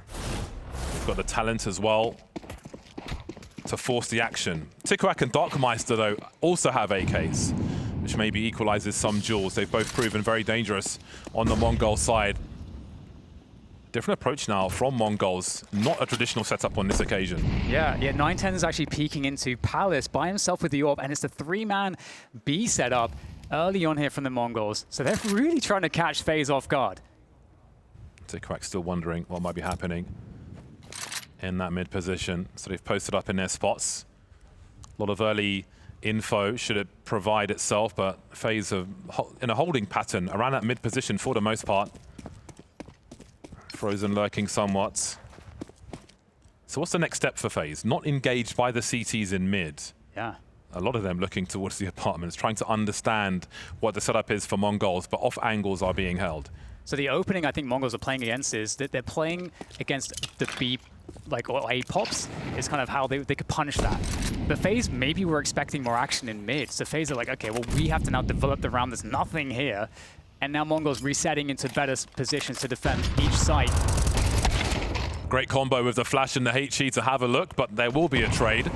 But the information for Mongols, how do they respond to that? Again, I think that player in apps might be quite important for them should FaZe go to B, but they still have a lurker towards that A bomb site, still being really patient. There's only 25 seconds left though, so they're going to have just a rush into this A bomb site, it looks like.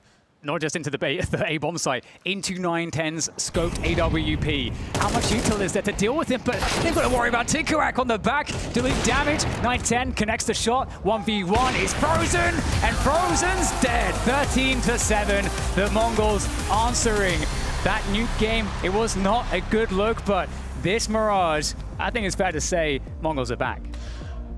Great adaptation on that CT side, a shooting gallery towards the end. Aggressive angles in B and A. Mongols leaving FaZe in mid and deciding where the fights take place, and with that, they'll have a very solid showing on Mirage in towards Ancients, or Dust 2, of course, if that wasn't vetoed, but Ancients it will be. I think from the beginning, the guys and girls on the desk said 3 maps. They were absolutely correct. I think that we are in for a great crescendo for FaZe and Mongols to see who makes it to the semi-finals.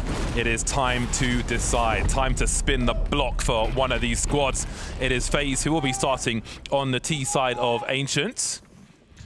I couldn't pick between these two squads at this point. They're both able to take a victory here, but we'll see who's got the guts. Oh. 910 going fishing through the smoke. Not a bad way to start. And he's off, he's run away. They're trying to find him, but into CT spawns, he goes into the temple, into Blitz. Oh, it's just too easy here for the Mongols. Frozen, last player standing. Has a lot of work to do with the Glock. Now the smoke goes away, he's fully exposed. Yeah, this range is crappy for the Glock. 910 falling back on a great support system. Good to have your friends around you. Frozen does not have such. He does have the bomb, and he's heading in the right direction for a 1 versus 1, which could provide opportunity. And he's got time to fish as well. As he shows to one player, the net might close elsewhere. He's looking for opportunity to be provided. And in that respect, Mongols are being patient. Look at the range being held there by Tikuak. Frozen down to 15, put out of his misery by Darkmeister. Mongols strike first.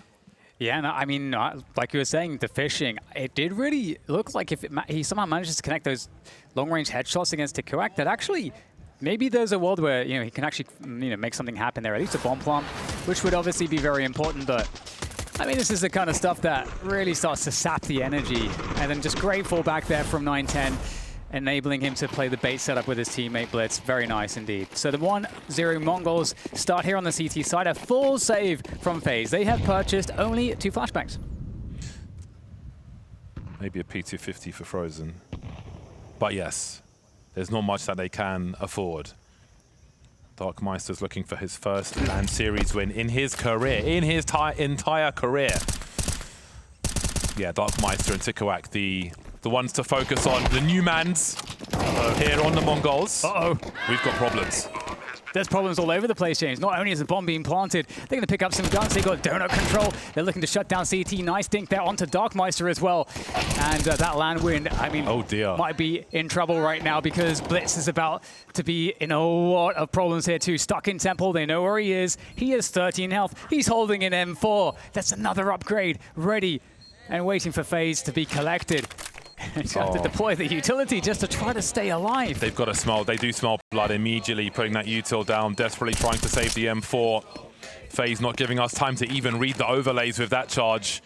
Great way to turn things around. Again, the first two maps, regardless of what side they were on, there was a struggle at the beginning of each map. But that's a great response. I think winning that second round, if you can put that CT economy in the bin and leave them carrying not much, can be a really good way to start a deciding map of the series. There's one more match to come after this one. Don't forget, as much as we've seen so much action already, it's that P250 getting to work for Frozen to open things up. But this really was MongolZ getting destroyed uber quick. You don't often see near full Glock eco do anything. So, yeah, so fast. Not the time for it to happen. Finding the one hole in the defense. There's going to be some cave control being worked on here by the TheMongolz. Going to try to make sure they can control outside of B and then have quick reaction into mid. That's kind of the plan there, but FaZe moving up mid might be able to defend against it. Walking into 5-7 territory. Molotov still gives Tikwak a chance, but there's not too many places for FaZe to look. Jacob willing to take a risk and have a little look, a little ask through that smoke. The FaZe are going to limit their variance. Good comms, as you can see there, just pulling the plug on that one, especially in the speed that was required for that with their new squad mates. I think, you know, win or lose, both teams will surely be more solidified after this series. A trade, 9-10 dropped. Darkmeister trying to do what he can, but he's being held by Frozen. Good map control by FaZe. Yeah, aware of all of the potential gaps that can be exploited and just covering them. No opportunity here for the TheMongolz, just having to take the fights that FaZe want to take. And therein lies the problem.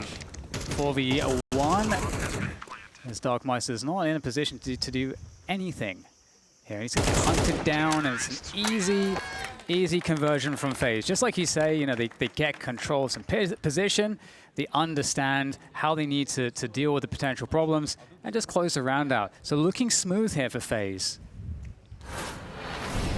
As the desk alluded to, there was 6 games of Ancient played at XSE for FaZe, so there was a lot of data for TheMongolz to work with.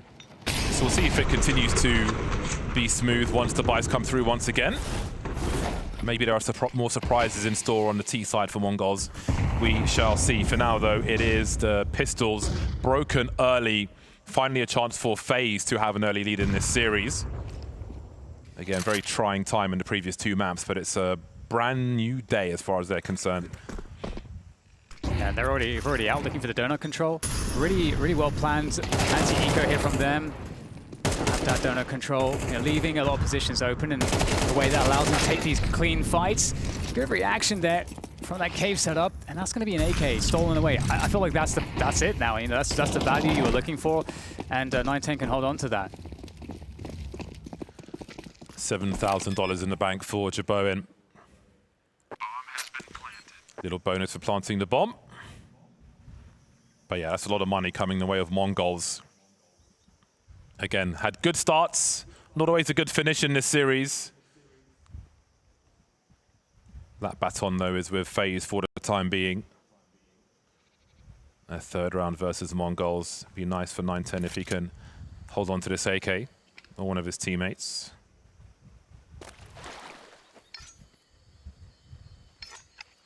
But many questions in terms of what is to come in this game of Ancient. I mean, we might see some hard counters from TheMongolz as well if there's something habitual that FaZe will do. And surely there is after playing so much Ancient in one tournament. There's got to be habits. Yeah, you know, FaZe are a team that are not shy to take fights, and in a mid control is always one of the central points that we look at in terms of, you know, like which team is going to be more favored in how they're able to perform in terms of that mid control.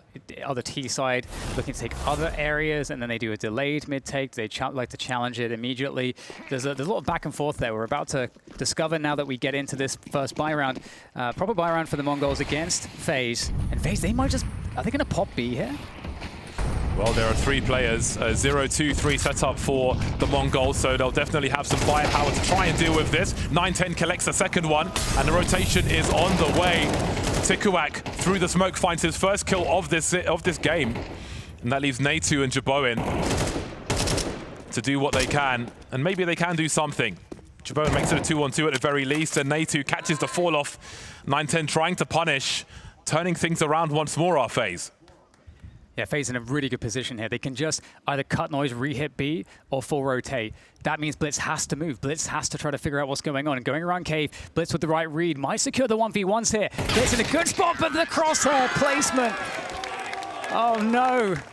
There was a chance there, but FaZe control the chaos and bring in the win. 4-1 now for them. Great turnaround from FaZe. Good retraction after the initial engagements. Great hold there from Jaboen. You can see that last man just looking towards the ramp for a strafe. Never given the opportunity. Looking solid for Mongols with that 2K from 9-10. Again, they started with 3 players on that bomb site. 2 in mid, able to rotate quickly. But the clutch is there for FaZe. You can see the endorphins for days for FaZe. Again, maybe the hardest of the hard work is done for them in this series.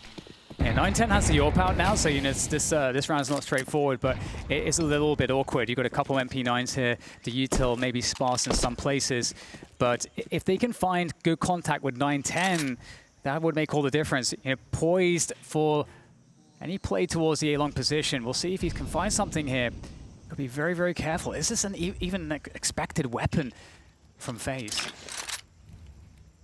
There were 4 smokes, now 3 for Mongols to try and delay and give 9-10 the space to find something. No one peeking on A, moves over towards Donuts. And there is the surprise that FaZe were perhaps not expecting. And you can see the response with utility elsewhere as well. They're trying to limit FaZe responding to that position of that AWP. And it does give 9-10 time to go back to Red Room to position there. FaZe, they're going to have high urgency to get into B, but with 3 and soon 4 players depth and a lurker, Mongols have advantage in this round now. Darkmeister's on the sites already. He has an incendiary and a smoke grenade as well.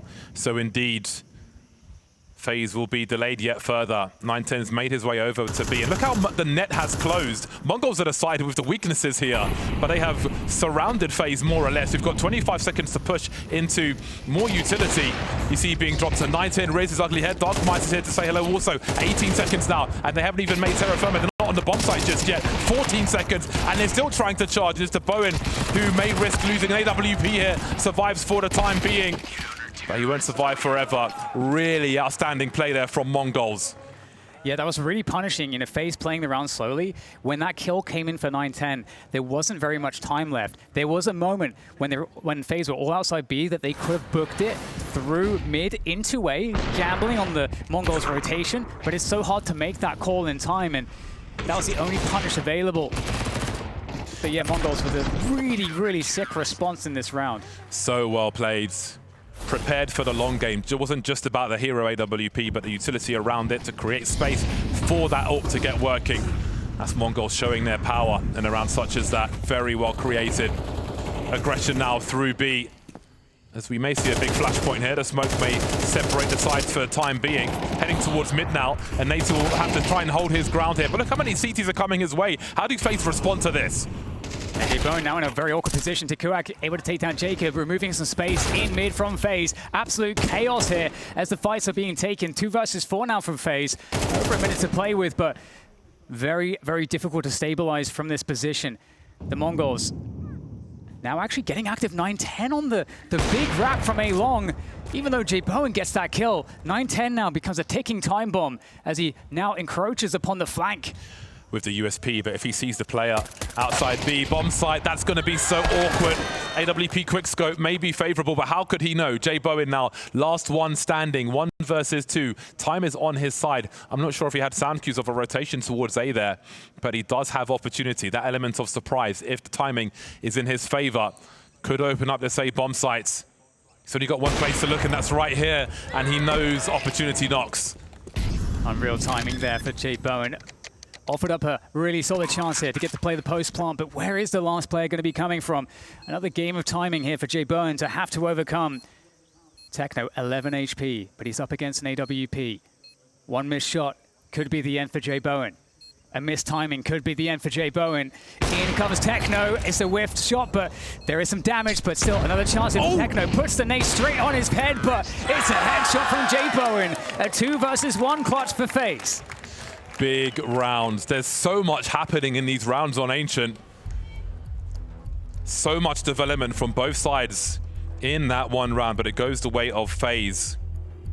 The money's not great for Mongols. Maybe they've got something else in their bag of tricks, but that's a really big one to secure. Keep that early lead for FaZe. A timeout to just kind of recalibrate and understand what the climate might be on the Mongol side, maybe. I mean, they were talking about the T statistics for Jay Bowen, James. He's 10 for 2. So it seems like the trend is following in this game. He is delivering for FaZe in this much, much needed third map. That was a really big clutch. There was so much crazy action here as well. Like we could barely talk about the 3 for Mongols there outside the B bomb site. They had the smoke for T spawn. There were T's behind it, but you don't know if you can push that or not. You can't help your teammates while they're getting wrecked in the mid position, but still FaZe are able to turn things around. A huge clutch. Jay Bowen got tagged by the AWP through the boxes, ate a grenade, and has still got the temerity to deliver that one fatal shot after all of that as well. 3-round lead. We see another buy here for Mongols. No hero AWP this time. Jacob with an early 5-on-4. That's something that Mongols will be hard-pressed to respond to. Yeah, they're in the B site phase. They have a completely free B bomb site. It's not going to take them too much time to clear this one. And what do you Mongols do in this position? They are going to be so out of position and with so much post-plant utility this early in the round available for FaZe. I don't think Mongols can do anything reasonable except to save their weapons at this point. Yeah, nothing else makes sense. No kits. May post up for some map control in terms of holding onto their rifles. No, they're going to think better of it and move away. So outmaneuvered on this occasion by FaZe, who continue to build a solid lead on their T side. So far, so good as far as FaZe are concerned. No loss bonus here for the Mongols. You know, that got reset very recently, so just a couple rounds of that now coming into this one. So they do really, really need these weapons saved. And I mean, you know, they're gambling a little bit with their opening. You know, sometimes you need to throw those in, and it just can result in this particular scenario. So the very fact that they're able to at least keep the weapons is okay. But 6-2, FaZe, they are looking very good right now on this T side, and it's hard to see when it's going to stop with how they're playing. Yeah, now we start to ask how many rounds is the minimum that Mongols need for a good opportunity in the other half. They'll be able to buy around what they saved. So again, we've got a 0-2-3 setup for Mongols, just trying to stave off maybe habitual surges into the B bomb sites. But there are 2 players for FaZe looking towards mid. Currently smoked for the time being. One will head over to see the climate towards A. Yeah, so a cooler round start here. 9-10 is going to be on that B bomb side early on. Obviously, doesn't have the AWP to be a threat in that respect to FaZe, but you know, FaZe clearing out A long, looking for aggression there. Right now, the Mongols are just playing passive, a passive 2-3 setup. And we'll see exactly what FaZe decide to do, because the ball's essentially in their court at this point. They get to dictate the action. And now they're slowly but surely working in forward control. Cave gets taken away, the closer positions to the T side at least. Jay Bowen posted up, holding the bomb, so he could find an entry towards B, but there's also potential for rotation. 53 seconds, there's an Eon for FaZe as they continue to try and force the Mongols back. Jay Bowen's picked off though, that's the bomb spotted. That's a really big collection by 9-10, and that will have some more CTs getting ready to make a play towards B. Red Room's been abandoned, so they'll have to be careful.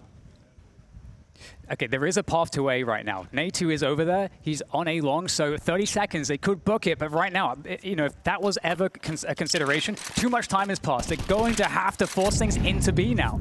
Yeah, I mean, they would have to run through mid if they were able to go towards A. Yeah, but this is giving sound cues for the rotation as well. This is surely heard by Mongols. They only have 2 players over towards A at present, but more are on the way. That's an important duel one or two, but there's 8 seconds to get this bomb planted. Is there a chance for this to be thwarted? No. That's a great hold by Jacob. Last-ditch effort there from FaZe, and it's working for them. 4-on-2, a lot of players heavily tagged. Mongols decide to try and go for this one, but it's the same result. They're leaving, turning tail. Just unable to collect these FaZe players.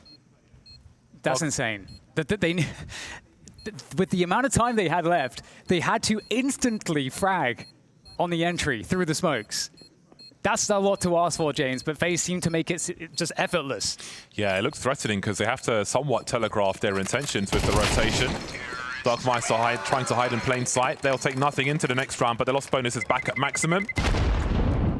The only thing going their way at the moment, but again, it was like I think our clocks were ticking. Like FaZe have got to decide which way they're going. Exactly. There's the small window if it's going to be A, and it will have to be through mid. But they're just dueling with these AKs. They believe in their players, and boy, do their players deliver. 5-round lead for FaZe.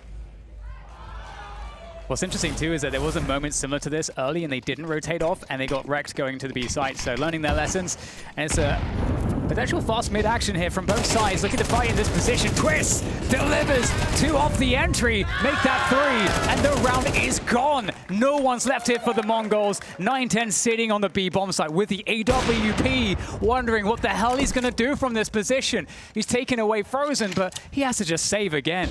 Shut it down. I need to see a replay of that mid action. Blitz getting wrecked. I'm not sure if they were prepared for that corner, but we'll see in the replay. But again, this is going so well for FaZe now. They worked so hard to get here. Let's not forget, like, if you're joining us late, A, where have you been? B, there was a hell of a comeback. So 3 players running through there. You see Blitz facing the smoke. Twist with a superior angle, shutting things down in mid. 3 of them unable to topple Twist, who still stands at the end of the round, no less. Oh, J-Bone's looking for this. 910, he's going to maybe peek into this! Oh no! 910's lost the AWP at the last moment. That is heartbreaking for the Mongols if everything's going wrong. It's a good time to note that Mongols won the pistol round. One of the 2 rounds that they have won. There's been a 4-round streak for FaZe. After every round that Mongols have won, those maths don't look good for the squad currently on the CT side. With 2 rounds remaining, FaZe really enacting revenge for the first half of Nuke. Mongols back into mid on the open, but look at this. FaZe like, hey, if you guys are going to put a bunch of players in mid, well, free A bomb site for us. Straight in there, no contest, and putting the Mongols in another position where they're like, do we just have to save? Yeah, that's a very good question. So unlikely to find success. Natu catching Blitz on the flank makes things even worse. This is a disaster for Mongols. This entire half is a complete disaster. They're gonna go in. Surely close enough to lose everything. They don't have a kit for a late defuse. It's just, they're just being toyed with at the moment. Baby deer in the mouth of a lion has got to be how this feels. As again, it's time to run away once again. Yeah, really smart choice. We see the Mongols trying to survive, keep these guns into the next round. Another one is gone, but it's a smart choice from FaZe because, you know, the Mongols, they've gotten aggressive on B. That's been one of the aggressions they've shown to try to take initiative, and they've been aggressive on mid. You know, these are the 2 most common spots. So if you're expecting them to feel like they need to take the action quickly into the round, and you send it A, that's probably the best chance of a free bomb site at the rush timing. Last round of the first half. There will be M4s for Mongols. There won't be an AWP after that loss from 910. There'll be a very early smoke towards B from the CT side, and FaZe choose to force through it. They know things feel desperate for Mongols. They're not going to give them the room to take over this area.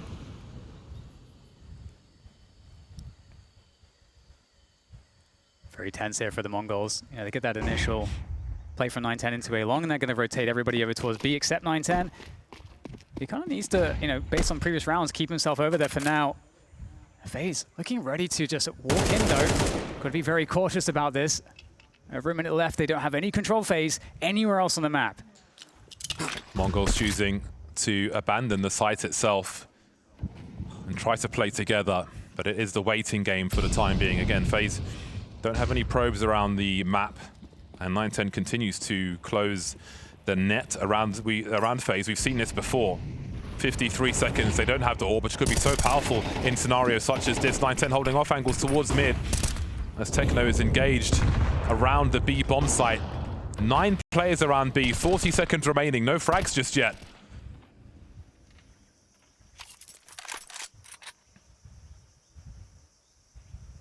FaZe waiting for some kind of reaction. There's nothing though.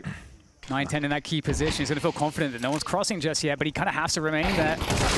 Oh, okay, Darkmeister, Techno taking down 2 players. FaZe's hand has been forced. Into B they go, into the M4s, and everybody's getting wiped out. TheMongolz delivering a fantastic defense, holding their nerve for a 3-9 first half. We'll have to see if they can come back after the break.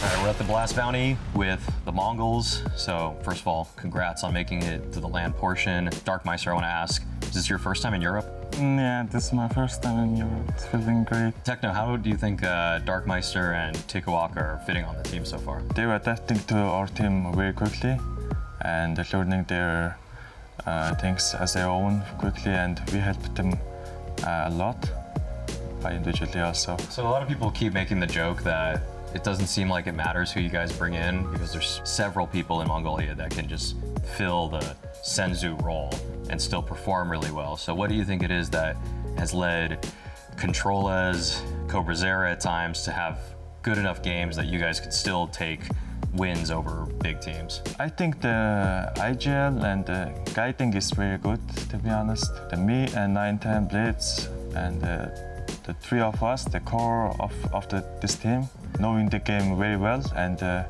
guiding them to have to play it properly, I guess. So that's why we're still in the good shape, I guess. Adding new players, it might take some time to get to a level. What are you seeing from Darkmeister and Tikawak that you like? Obviously, they're so young, and it's their first big tournament in so far, and they were doing really great and they're really good. Can I ask about your play level? I know you had, I think you had MVP last season. How do you bring yourself to your best form? I would say very honest, I'm just being bad, yeah. I'm just being bad. How did it affect you guys when Mazinho decided to leave also? It was shocking actually. Just very shocking news for us. Then it is what it is, you know, everyone is have a different path, different life, different choice. I respect his choice, and we will go on our own. How do you feel like Blitz has handled having to work with all these new players? You've been working with him for, what, 7 years or something? You've been playing with him for a really long time. I'm with Blitz, as you said, I'm with Blitz almost 6 or 7 years, and I think he's already have to deal with the new players maybe. I have been with him very long time, and there were some very new players, very lot of players, and it's kind of easy to deal with them maybe for him. I feel like you say you haven't had a lot of practice so far with this lineup. Why does that keep happening where you don't have much practice?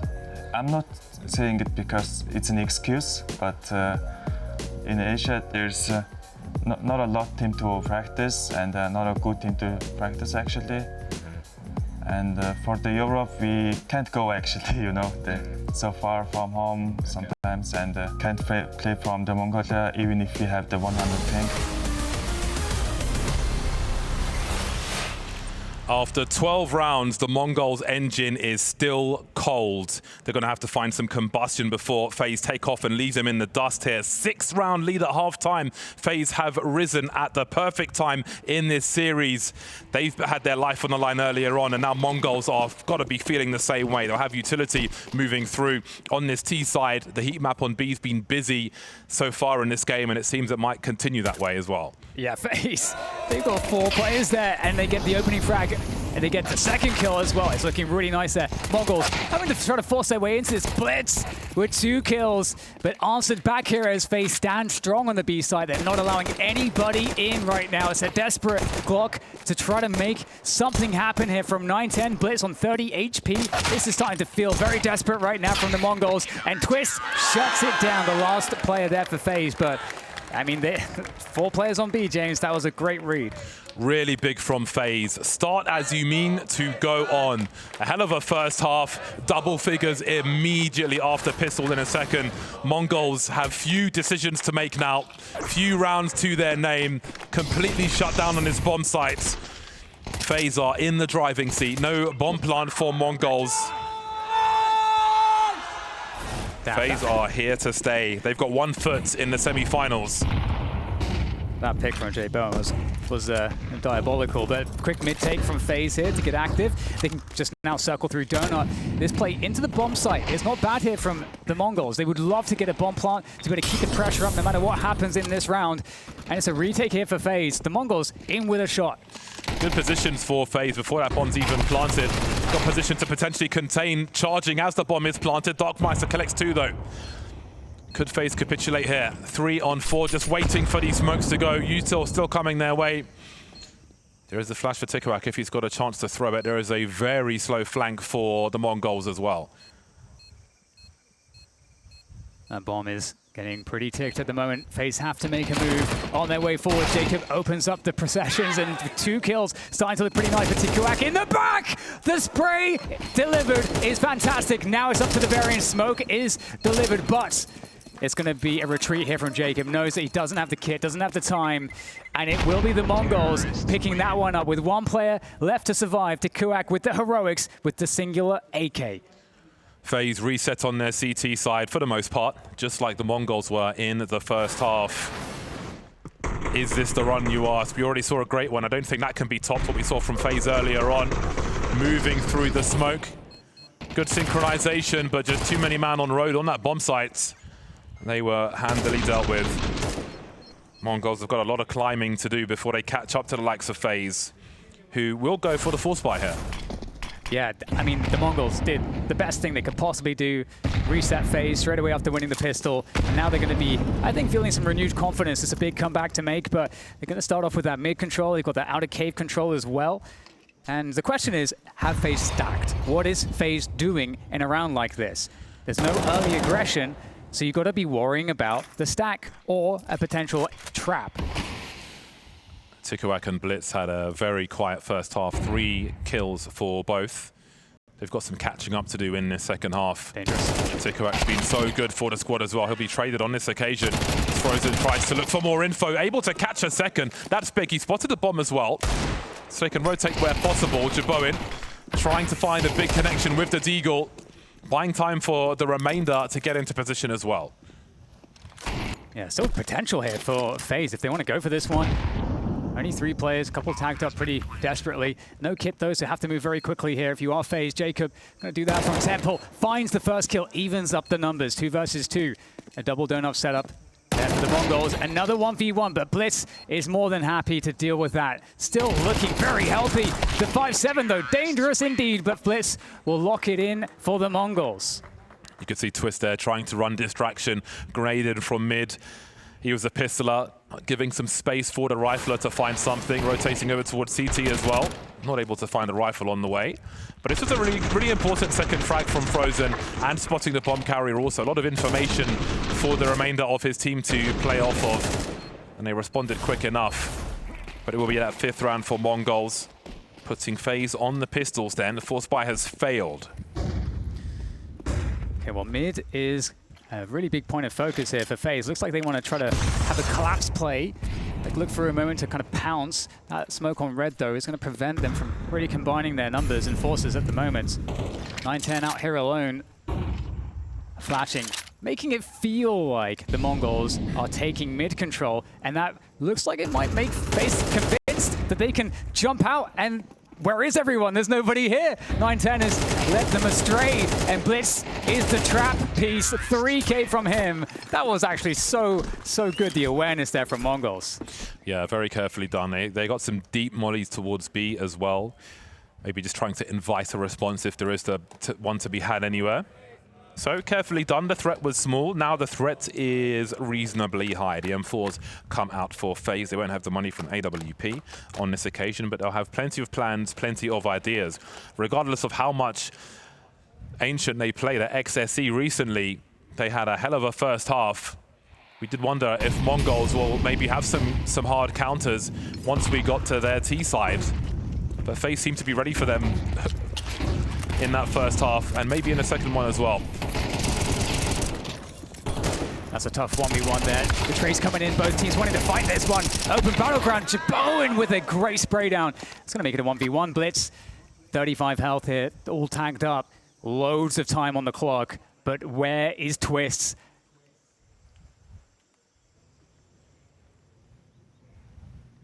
Such a fast round into that bomb site, and it's all about timing. There's so much momentum to be had if you're able to win this round. Twist with good spatial awareness, and Blitz just doesn't have the HP. He needed the headshot there. Big round. Mongols had to try and keep FaZe on 10 rounds there, but they're unable to do that. My word, war of attrition on EA bomb site so quickly indeed. A straight up rush in, but still they leave without the round despite all these numbers here. Great flashes, Jaboen with a good transfer there as well, leaving it doable for Twist. Yeah, like you said, that second kill from Jaboen made such an immense difference.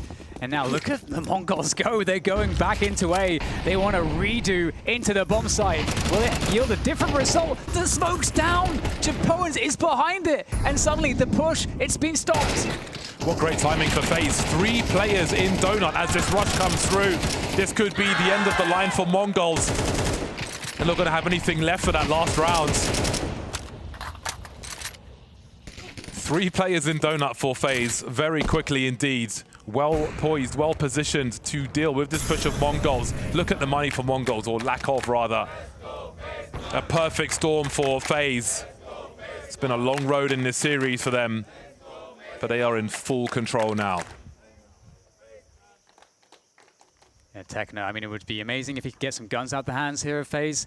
They don't have much in the way of money. I mean, the best case result is I guess, a couple of kills. That's a lot to ask for, honestly, in this position. The Mongols maybe having a read and having seen some demos. It's hard to say, but if there was a weakness on that early A-rush timing, FaZe have patched it up. They must have asked themselves, what is expected of us going into this game of Ancient? Doesn't seem like Mongols were ever able to catch up to be at parity. One more for Jaboen, who makes it 18 frags now, leading the charge. And you can see they know what that means. The body language tells its own story. Mongols with half the score of FaZe and far less in terms of economy. Yeah, the smoke timing there was so destructive for the Mongols, especially given that Jaboen also defends against the entry fragger. That just killed all of the pace and shifted things enormously for here for FaZe. 12-6, this could be it right now for them. And the Mongols, they don't have much here to work with. Most players for them outside of B at the moment. Is it all gonna finish here on this B bomb site? They don't have a primary weapon. If you've got enough utility, then the B bomb site can be promising for a buy such as this. I'm not sure if they even have that, but they've got the numbers still, and they come for Jaboen. There's more to deal with as Twist still stands around this smoke for a moment, but it's a complete wipeout for Mongols. They've dropped everybody that was standing on B, and they've picked up a lot of weapons as well. They've got so much to do in what remains of this half, but that's one step at least. Hey, FaZe did it to them on the first map, let's not forget. See what can be offered here. Taking away a weapon. Frozen. Looking to take away some more. Might be. They don't have much money though here, FaZe. It's true. They would love to get the kill onto Frozen here for sure. And there we go. In the side with the P250. Sniped down. And there you go. It's going to wipe out that buy from FaZe. And it's not too far away. 5 rounds in a row. Yeah. 5 rounds is not going to be too far away. If they can completely break the money of FaZe, then every second round should be relatively easy. So we could really have a game on our hands. But again, that margin for error is completely gone for the Mongols. Now let's see what FaZe choose to do on this one. They'll be saving almost all of their money. So on paper, sports psychology, every round is worth 2 for Mongols if these ones are easy to deal with. J-Bone's getting active here in the A position. Going very deep there. Oh, actually finds a kill, the 5-7. J-Bone is a bit of a problem there because you got to hold the weapon, so that's going to occupy one player's timing, and they want timings across the rest of the map here. FaZe doing damage, taking down another player, and suddenly things are getting awkward. Only 3 players with 120 on the clock. There's going to be gaps everywhere, and who wants to move into another gap? It's Jacob. Seems nothing is free versus FaZe on Ancient right now. Blitz able to drop Jacob. J-Bowen's had his forward position this entire time on A long, so there's a lot of info here for the CT. He's just picked up a rifle. They can choose to start rotating. They might not know to climb it towards mid, but there's some fresh information from Frozen. 2v3, what is there to lose for FaZe in terms of going for this? Yeah, there's nothing, and J-Bowen is charging in there looking for a tap. And perhaps Natu can draw some fire for him to find some engagements here. 5-7, going beyond the smoke. It's dangerous, but Darkmeister shuts that one down. And they understand that there's very likely another player from that direction. They will get a plant on J-Bowen. He's going to go and save his AK. Definitely a sensible choice. Indeed. I think they heard him jumping around in towards CT spawn as well. So they know what's happening. They look like they want to go for the hunt. I was just watching the raid. I'm like, they're all leaving the bomb, like really leaving the bomb. But yeah. I think they'll be okay. So indeed, I mean, that was a scary one. You know, I kind of set it up as like, this should be a formality for the squad. Immediately get popped by a 5-7. Yeah, Immediately lose 2 players. Oh man, the 5-7, you know. Especially when I saw how deep J-Bowen was. I'm like, oh, very, very scary because, you know, the timings across their placement. That is the place where the disaster will happen. J-Bowen is going to be safe to carry this AK into the next round. So, I mean, every round's going to be dangerous here for the Mongols. And again, I mean, just how poetic it would be if we get to overtime here, just based off of how the first map went. Yeah, Mongols are a strong team, but my word, FaZe have put them in check round after round, it seems. Yeah. But indeed, the comeback is not off the cards. And yeah, you know, each time, I mean, it helps when FaZe save something, but each time they buy, there's not much left in the bank. So 4 rounds away, but in some ways you could argue it's 2. And the Mongols right now are set up for this delayed mid-take. They got outside of cave control, so they can have both of those angles to get the mid control. But it might be a collapse actually from FaZe. FaZe might want to be able to shove everything into this mid position again. We saw it earlier with pistols, this time with guns. Oh dear, 5-on-3, seizing map control in mid. What can Mongols really do to answer back? We've seen many rounds where 9-10 is able to collect a few players, give it an opportunity towards mid, but unable to take it. Minutes on the clock for the remainder. Techno, Tikawak, and 9-10 trying to find a solution. Red room attempts, that might be the only opportunity 9-10 is afforded for an opening pick. Now FaZe, you know, the alarm bells are ringing. They know what is being looked after. FaZe are giving all the forward space away because they know they have the numbers advantage. It does create a gap here for the Mongols. Twist creeping onto the side. Catching Tikawak, Techno to trade. 2-on-4. J-Bowen's looking towards red room for a time. Teammate wasn't able to cover his position. That is such a good grenade. Is this the end of the line for Mongols? The patience here from 9-10. You talked about it. It's hard to bait him off of a shot. A whiff there and maybe another chance gone. Maybe a chance too many as FaZe come in, able to take down Frozen. But it's just on Techno in a known position. Another 1v1 here now for Techno to clutch this. Natu, can he make it happen again? He will. Natu locks it in for FaZe as they make their way to the semi-finals. My word, that was a hell of a series for FaZe. A monstrous comeback on Nuke. Able to take control of the entire match on Ancient towards the end there as well. That's got to feel real good with new pieces on your squad coming together like that, fighting when it's difficult, controlling when they have the advantages as well, and closing things out versus a dangerous team of Mongols is great work, and there's more work for them to do here.